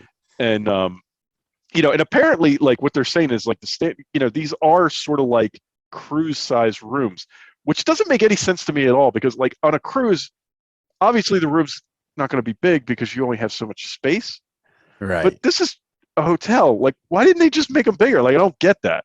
That doesn't make any sense to me. I mean, I get what I get. The thought is like, oh, it's a cruise ship, but in space, we should make it more this way. But then you're like, we're going to charge all this money. You can have these big luxurious. It's not like it's a dumpy starship. You know what I mean? Like if the theming was, oh, if you're on the Falcon or you're on like some dumpy starship, of course you're going to be in cramped quarters, but like this is supposed to be some like luxury cruise line. Right. Like that's the part of it. I was like, well, I get the theory, but it's like you had as much land to work with as you wanted. Why didn't you just make it bigger? Right. Anyway, I don't know. I know. Yeah. It's just something, at the base level, there's something just very un-Star Warsy about the whole thing. It's like, oh, you're on a luxury cruise ship in the Star Wars universe. And before this came about, have we ever seen that before? I'm all for, okay, we got to create new content and branch out, and I'm all for all that, but I'm kind of like, not what I would have done, Yeah, I don't like it, because I think you and I talked about how they're trying to shoehorn the Han and Leia thing. That bothers me. Like that's not cool. No, and if you don't know, they're like apparently there's a book or a comic book coming up where this is going to be like the ship, the Halcyon is it's where Han and Leia spent their honeymoon apparently as on board the Halcyon, and that bothers me. Like it's like that's just like, well, we got to shoehorn this in here so that we can like be like, look, Han and Leia were here, Yeah. I mean, right. It's like, look, I don't mind you creating new content. I don't mind tying comics, and you got to do what you got to do. It's all part of the game. But it's something. It felt like dirty. Yeah, well, that's like messing with canon. I guess it's not because they never really. I don't know, but it's like this story is going to be in a novel, but in the old, which is now Legends, there's already a novel that sort of detailed how it was called The Courtship of Princess Leia, and it was sort of like how those two ended up finally deciding to get married or whatever like that. Like, there was like a lot of there was like some other prints, and I remember part of it feeling very sitcom-y, like, well, Leia liked Han or whatever, but like there was this other prince, and like, you know what I mean? So I don't remember that part of it being very good. And I say that, but the author just died, so I feel bad. But but there was like a whole other component, which is like the Witches of Dathomir and the Rancors, and there's like a whole other component, which was a lot of cool stuff that has gone on to be really, cool and useful. Anyway, my point being is like they kind of already told that story, and although they got rid of Legends, you're kind of hoping that would sort of find its way back into a certain extent. And now they're like, nope, it's all on the Halcyon now, and you're just kind of like, oh, all right, I guess we're doing this now. Like it's just unnecessary. It's like the very definition of retcon, right? Like yes, that's what really, like, it's like, well, we gotta tie this to the classic, to the original trilogy, and somehow, so we'll stick that in there. That bothers me. And just right. So like, I don't know, so soon, like it hadn't even started yet, and they announced it. So you're like, all right, this is a marketing. This is calculated. This it's not like somebody like a year from now was like, hey, wouldn't it be cool to tell this story where like maybe they went on a delayed honeymoon and they took a trip and then this adventure ensues, or what I mean? I know, whatever. and maybe it turns out to be something more like that. But it just the timing and the ickiness of it all is just it is. It's like, I agree. It's just kind of smarmy. It's sort of right. It's sort of what that one guy on Twitter say? He's like, so Ben Solo's conceived on the Halcyon. Got it. Yeah, and that's just, I don't know. That's just disturbing on some level.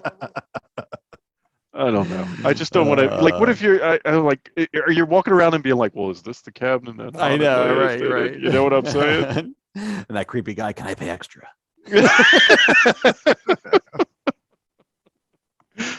Oh Lord.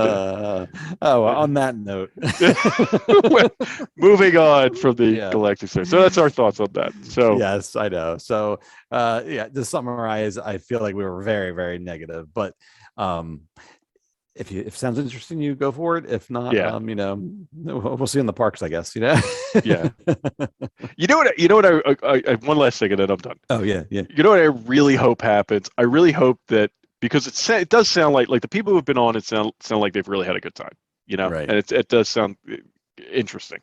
So what I really want to happen is I want Universal to be like, you know what, we can do that, and we can make it for families, and we can do it with Harry Potter, and we can do it for a lot less money. Right. And that's what I want to see happen. I want to see I want to see Universal do something like this and like clean their clock. That's what I want to see happen. Because that's the only way they're going to learn. Is just to have it done better. Because I mean, isn't that what sort of spurred a lot of this recent growth on Disney's part anyway? Is Harry Potter World coming in and like being like awesome, and then Disney was like, oh no, we got to do something. You're right. And that they, I guess, learned a little bit of the wrong lesson though. They charging for everything, and I don't know. I'll have to report back. Well, you've been to Harry Potter. I mean, they apparently they've done that very nicely. I mean, I still say, like, for my part, Batua's Galaxy's Edge is really cool, but for my part, I think they did I think Harry Potter Land is better. I really do. I feel like it's more immersive, and I think it's because it's familiar. You know where you are. Yeah, you're walking down the I don't even know the names of half the crap, but Diagon Alley. Yeah, I mean, I was looking at the pictures of that. I'm like, oh, I know where that is. Like, I mean, and I'm not, I've seen we watched the movies. I'm not a super fan, but I'm like, oh, I know where that is. Like, and I feel like, if they had done that with Star Wars, it would have been, the super fan would have been happy with anything, basically, right? At that point. But if you're Joe Average, and I've seen the movies, I like Star Wars, you would have walked down like, oh, this is a cantina from Tatooine or whatever, right. Like, So anyway, but you when you go, you have to let me know what you think. Yeah, definitely will. I will, and I'll finish up one last thing. So apparently, I guess I was looking around I was making the assumption that in Harry Potter, you went and built a wand, because that's what you did in Star Wars. You go and build your lightsaber. So over in Harry Potter, you go buy a wand, and I guess they pick somebody from the crowd and they do like it's like a little story element. But I don't think it's not like you're not paying for some, glorified experience. You're just going in and they put on a little show, and then you go, then you buy your wand and you leave, or you do whatever you got to do. And I just thought that was like, so straightforward, and like you're like, at the end of the day, you just want to buy your wand. Now I don't know how much the wands cost. It's a stick, so maybe they're not as expensive as a lightsaber and all that. But still, I was just like, I'm like, that seems so much more just like practical and across just easy, than this other thing, which is like it's just this whole thing, and you're just kind of like, like, I just want. It's lightsaber. Like it's almost like they overdid it on the lightsaber thing. Yeah. The wand thing is, I'm a big fan of the wand thing. The wands are like they're like $50 or $60. Okay. They're not inexpensive, but you go, you buy the wand, you walk around the shop and you get a feeling for which, and I think they'll even come around and like, the people who work there will come around and they'll kind of interact with you a little bit. Okay. Right. But you go and you pick your wand, you go and you buy it. And what's really cool about those wands is you can use them. Like you can immediately go out in the land and use the wand. The land interacts, and you can keep bringing that wand back. So my kids got one. Right. The last time we were there, we can bring those back. Right. When we go back, and they still work. And it's like, that's the thing about this like the Star Wars thing, you drop the $200 to get the lightsaber and do the experience. Everybody's like, oh, it's the experience, not the lightsaber, whatever. You drop the $200 to do that. You get the lightsaber. You can't use the lightsaber in the land. Right. And then, and it's a pain to get it home. Right. And you got it Yeah, and giant lightsaber, you got to haul home. Right, and then it doesn't do anything in a land. Like, it's like, what did I just do? Like you said your droid will do certain things in the land. Yes, but it's still a droid, and it's like you got to buy it. You know what I mean? Like I guess part of it's the property. A wand is, it's easy to have a wand. But like, even the droid, I mean, it's not, it might do certain things, but again, it's just your droid. I mean, I really think they should do something. They should have something available for you to do with the droids. Like, whether it be, because it is really neat. Like, the droids are kind of neat because you walk around and the droids will interact with other droids. Okay. Right. So if I had one and I was carrying it around, it's in this box. And then if somebody else walked by with their droid, my droid interacted with their droid. Like that's pretty cool. And that's neat. Right. That's what you want. And I really think they should, and maybe this was planned and it got dropped, I don't know, but I think there should be like a thing where you can then go and take your droid and like race it with other droids, or just interact, have an area where droids all interact or something like that. I did see a picture one time of like a droid area, but it looked very haphazard. Like someone was like, let's do this, not like a thing like, no, come over here and play with your droids, So but it's like this, and it's cool. As much as I like that thing and it's cool, it's not like I'm going to bring it back. I mean, I'm not where we live. Like, I live in Pennsylvania. I got to put that thing on a plane and carry it back and forth. I'm not doing that. I mean, if I lived in Orlando, it wouldn't be a big deal, right? But I know. I was just trying to think from a IP standpoint. Like, the wand is very simple and straightforward. Right. I'm like, well, what could they have done with Star Wars? Like, a lightsaber is too much. A droid, is still, and I don't know what they could have done. Maybe that's why they were doing so much with the data pad, which is your phone. Maybe they're focused on that. But there's got to be something else, Yeah, agreed. Oh well, all right. We've I know we talked about that way longer than I expected. I know, me too. All right, moving on to Marvel. Yeah, well, we'll wrap things up with Marvel. Yeah, we'll have to make this. Yeah, we'll make. Well, so we got Marvel. So we got two things to talk about for Marvel tonight. We got actually both at the Super Bowl, right? We got the Doctor Strange trailer, and we got a Moon Knight trailer. Yes. So we'll just talk about these briefly because they've been out for a little while now. But the Doctor Strange trailer. Well, we got the poster, which we're showing right now, and then we have the trailer. I mean, it looks really good. And just as the momentum is building, this comes out in May. I mean, this thing seems like it's going to be crazy in terms of, in terms of everything. I mean, the movie itself looks crazy. In terms of the MCU, it looks like there's like everybody and their mother is going to be showing up in this thing. Yeah. I mean, we were talking beforehand, in this trailer here, you get you hear Patrick Stewart, you hear Professor X talking, and so you can only assume that he's involved somehow. But obviously it's all secret. But there's just a lot of stuff going on. I mean, it's Marvel, so I trust them, and I know, there's really no doubt that they'll pull it off. I'm curious to see how they're going to pull it off, because it feels like there is an awful lot of stuff going on in this movie.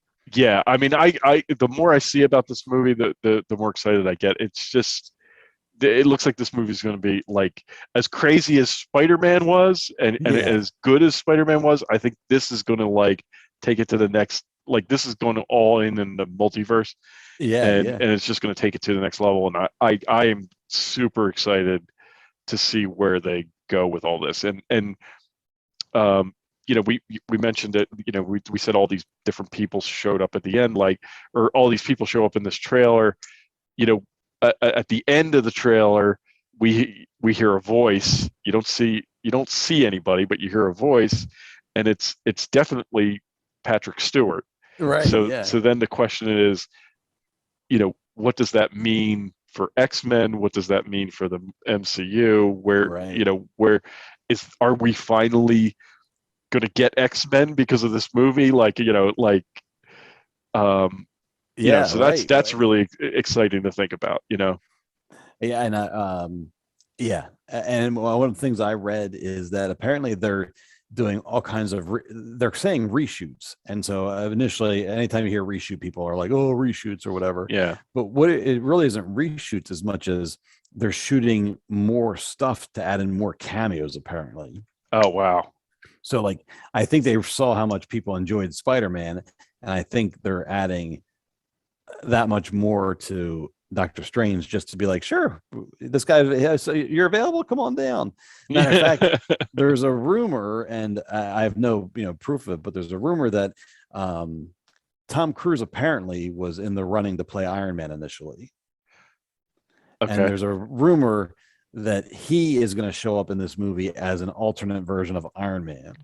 Oh wow! In some capacity. Now I don't know where I don't know. I mean, they're making stuff up. Like, there's rumors. There's people making stuff up.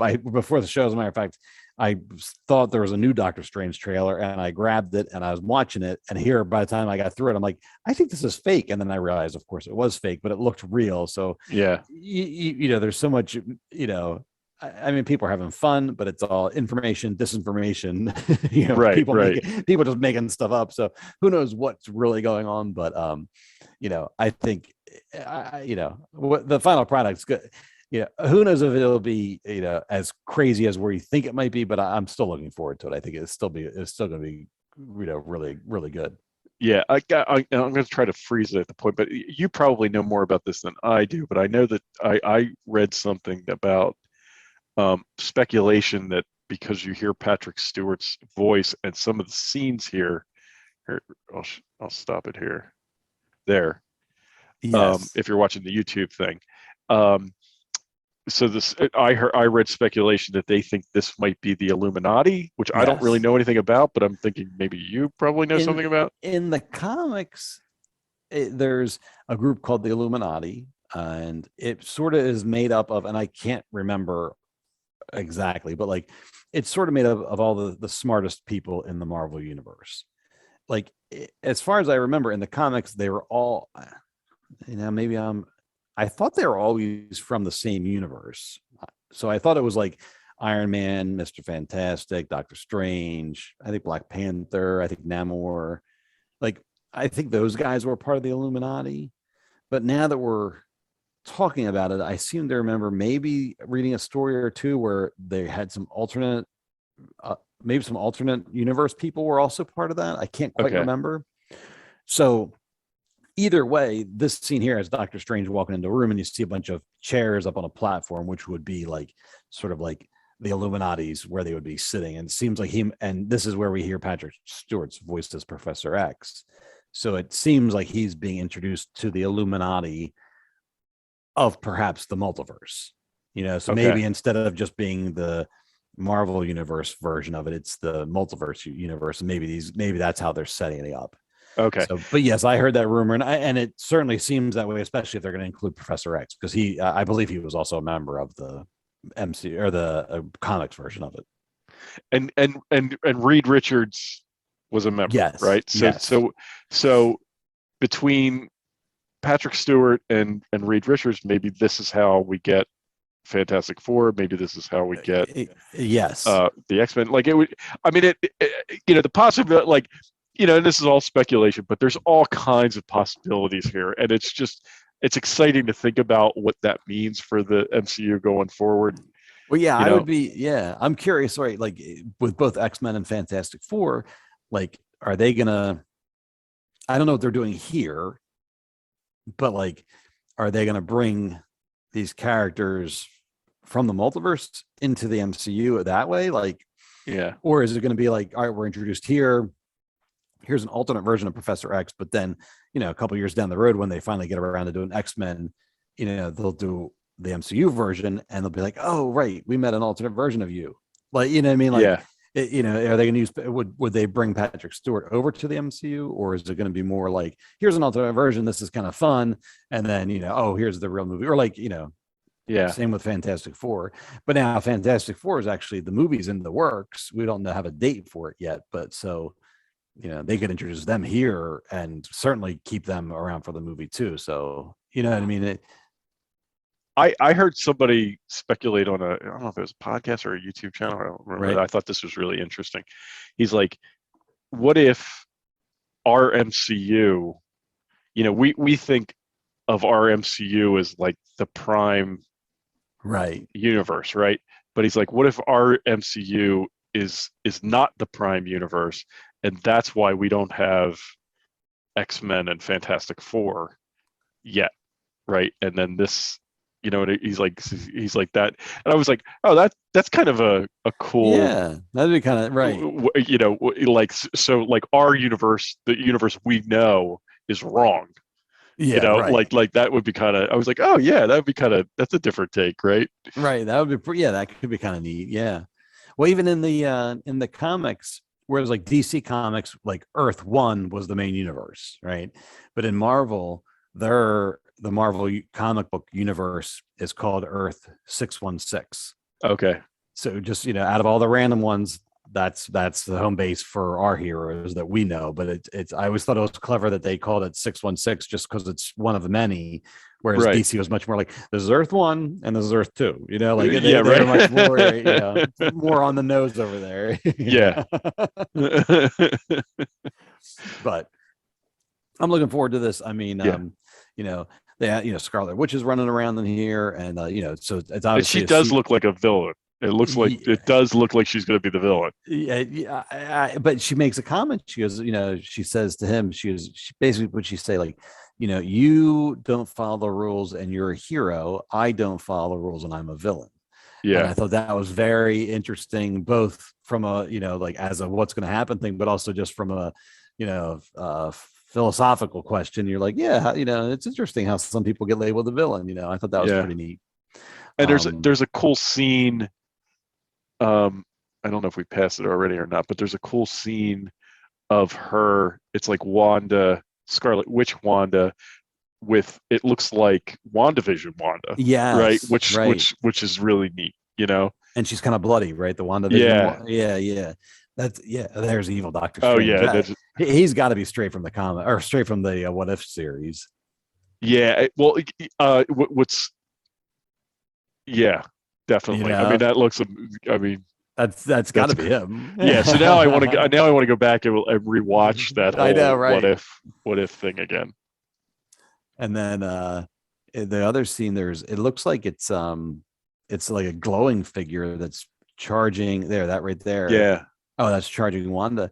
Now, somebody took a still image of it, and it looked like it was it may be Monica Rambeau from WandaVision, but in her as Captain Marvel, or as whatever her name's going to be. I forget what they call her. Spectrum, I think, I forget. There, and then Yeah, this is the one. If you're watching YouTube, this is the Wanda with WandaVision Wanda, or Scarlet Witch with WandaVision Wanda. Right, and that's their house, isn't it? I mean, that's that's the house. It's it's like straight out of the show. Yeah. So yeah, that'll be neat. I'll be very we haven't seen him, but I almost wonder if Vision, regular Vision's gone, but the White Vision, he could always make an appearance too, right? And she says, we don't have any dialogue running, but she says it early in the like when there's a line of dialogue that says Doctor Strange asked her what she knows about the multiverse, and she said something about her and Vision, or Vision always thought it was dangerous or something like that. Yes, so right. So there's definitely like references him. Yeah. So I thought that was, I was like, so are we gonna get Vision back? Right. Like, I don't know. There's just so much. They're totally like reeling in, right? Like they're throwing all these hints out there. I don't know that we'll get them all, but man, if we just get a few of them, I'm going to be loving life. It's so funny. This whole thing's, it's been this way for a while, but it's all taken on such a life of its own that like they throw hints out there, but then, like I said, the fans are making like reading so much into everything, and then there's a whole other subset that they're making their own. They're making their own things up, so it's like feeding itself constantly. It's very it's cool. It's crazy. Like there's, and people get, and I think they do it on purpose. Like they know what they're doing. They know that there's going to be fans out here that are like, looking through this stuff with a fine tooth comb. One of the videos I watched, and again, I can't independently confirm this because I watched it and I was like, I don't know what the hell he's talking about. But like, there's a scene of shattering glass. Okay. And there's all these, and so the guy zoomed in on all the shards. Yeah, right. And in one of the shards, the reflection was animated.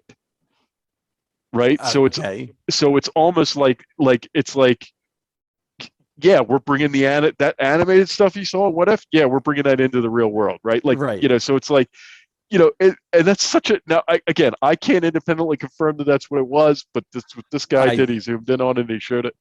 I saw that too, and I couldn't make out what he was trying to show, but I did see something else where they have Captain Carter in a shard animated, and so I assume she's going to be in here too, whether it's cartoon or whether it's animated or the actress.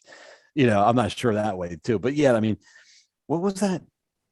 Oh, wasn't that? What am I thinking of now? There's a guy. Is it Eric Voss? There's a guy, Eric Voss, like new.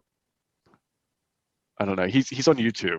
I think that's the guy I saw do it. I can't remember that way. But what did I just see recently where I had somebody fall into like the animated world? Like something happened. I'm blanking on it, but it was like, somebody was here and then they fell into the animation thing. What was that? I can't remember if I'm thinking of What If, because that was all animated, or was it Into the Spider-Verse? Is the trailer for that have them fall into like a different animated style or something? It might be. I don't know. I can't remember now. That was an incomplete thought. I apologize. That was not thought out.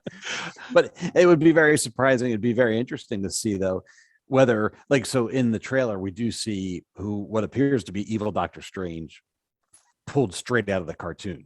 Yeah. Right. So it'd be interesting to see if in the middle of the movie they actually fall over into the animated universe and then they do an animated sequence or something like that. Yeah. That could be very, that could be interesting. You never, you don't know what they're going to do, but yeah, it's just fun to see how everybody play. Everyone's more than willing to play along with us and read everything into it. And they do such a nice job, man. It's crazy. Yeah. I just hope this movie's like a total mind trip. I think it's going to be, and I am here for it. Like I really want to. I'm very excited about it. Yeah, it'd be nice to have something that you want it to be complete and then be able to enjoy it, but it'd be fun to have something to go back and watch multiple times. Yeah, to be like, get different stuff. Yeah. Did you see that? Did you see that? Because if there's that much going on. Yeah. So that should be cool. I'm really looking forward to that. Yep. And that's May 6th. 6th. Okay. All right. Good. So Something to look forward to. Yeah. And then before that, we have. Or were you done with Doctor Strange? Yeah, I'm done with it. Okay. All right. Yeah. And then before that, we have Moon Knight coming out, which is March 30th, right? End of the month. Yes. Yeah. March 30th. Yeah. And so this looks good. Now, yeah, like I said, I can't remember. I feel like we saw some kind of trailer. We saw the first trailer. This is the second trailer. Got it. Okay. And it's a real short one. It's that came on during the Super Bowl, but we do see some additional, like there's new footage here from the first one. So that's why I'm showing it on the YouTube. Right. Yeah. Right. Because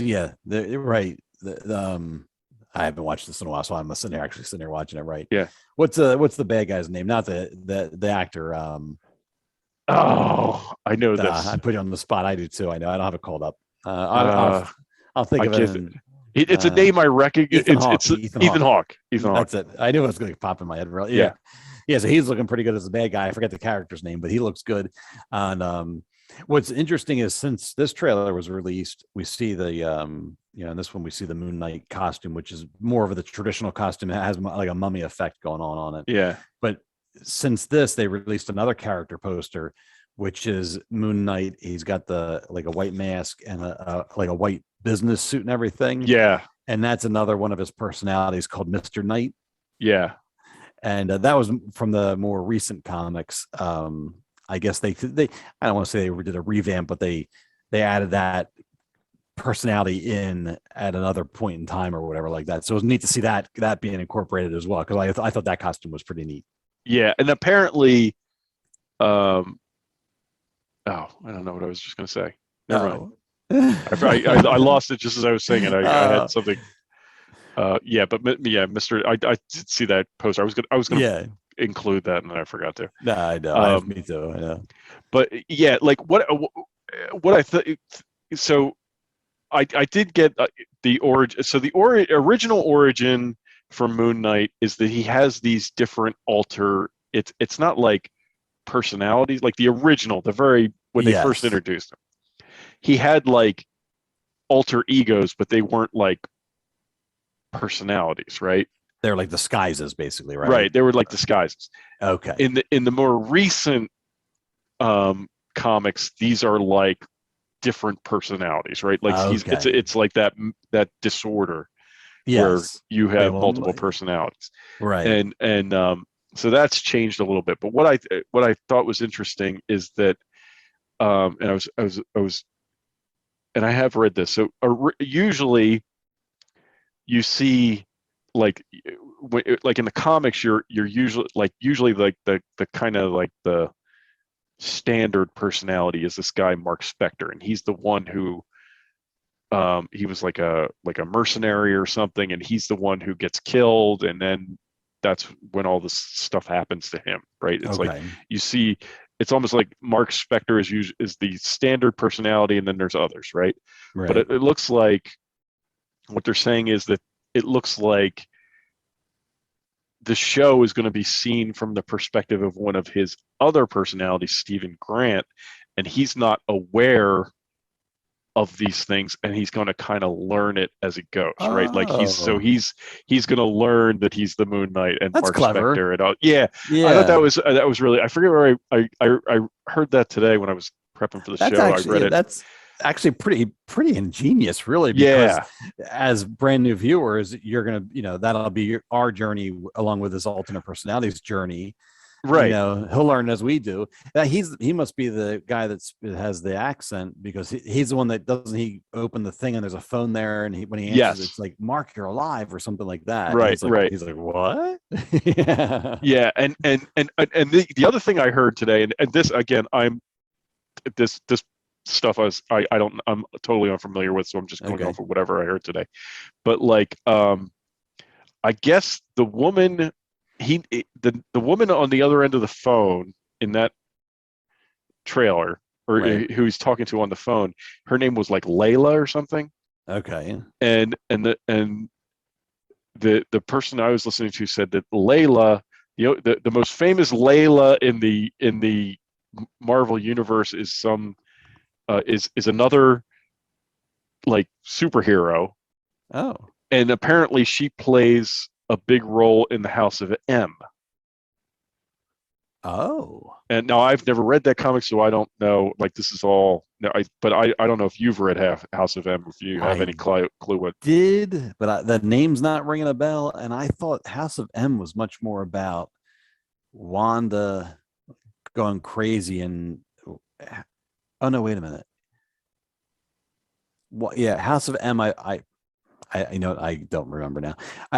House of M is started by basically Wanda loses her mind because she loses her children, and she says no more mutants, and then it is a ripple effect through the MCU, and then they did House of M, which is sort of like if there were no more mutants, or if there were only a few surviving mutants, here's what their story would be.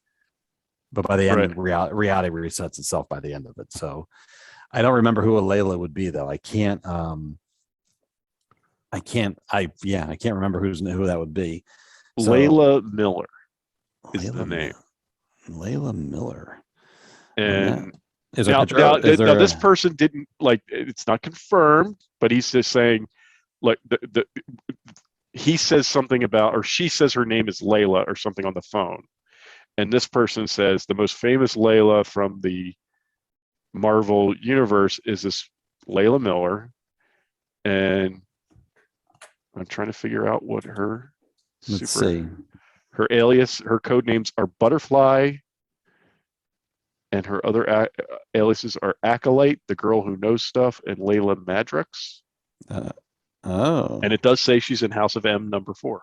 Yep. Okay. Yeah, I see that here.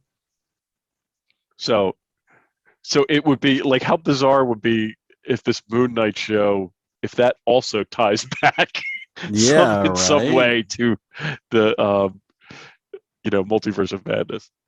Oh, that's so funny. It wouldn't surprise me at all. It's funny, Madrox, that other name that she goes by is Multiple Man's last name. And I forget what his first name is, but anyway, that's interesting. Yeah, it's pretty neat how like I said, it could just be random. It's just some woman named Layla, but for Marvel, it's probably not. I mean, they all these characters always tie together somehow. they just layer this stuff. Even they lay the groundwork, and it's like, even if we don't ever use that again, we're just going to put that right here. Right? Yeah. Oh, we'll use this character. Plays. Yeah. That's cool.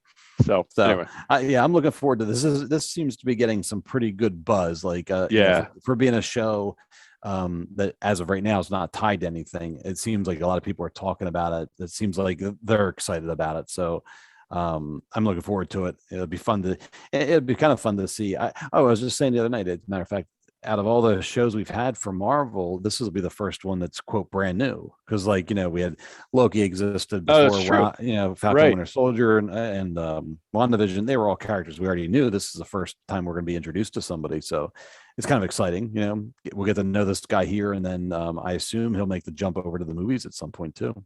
Yeah, and he just it just looks cool. Like I'm excited about this show. It just looks like it's going to be a little bit darker, like like a little bit, like I think they're gonna.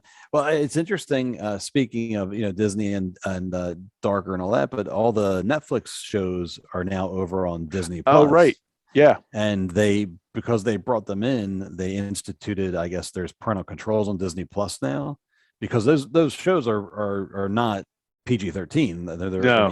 I think there's even in Luke Cage. I think there's even a little nudity, if I'm not mistaken. There's I know there's a sex scene. I don't know if they show anything, but I mean, it's obviously what they're doing is not a secret.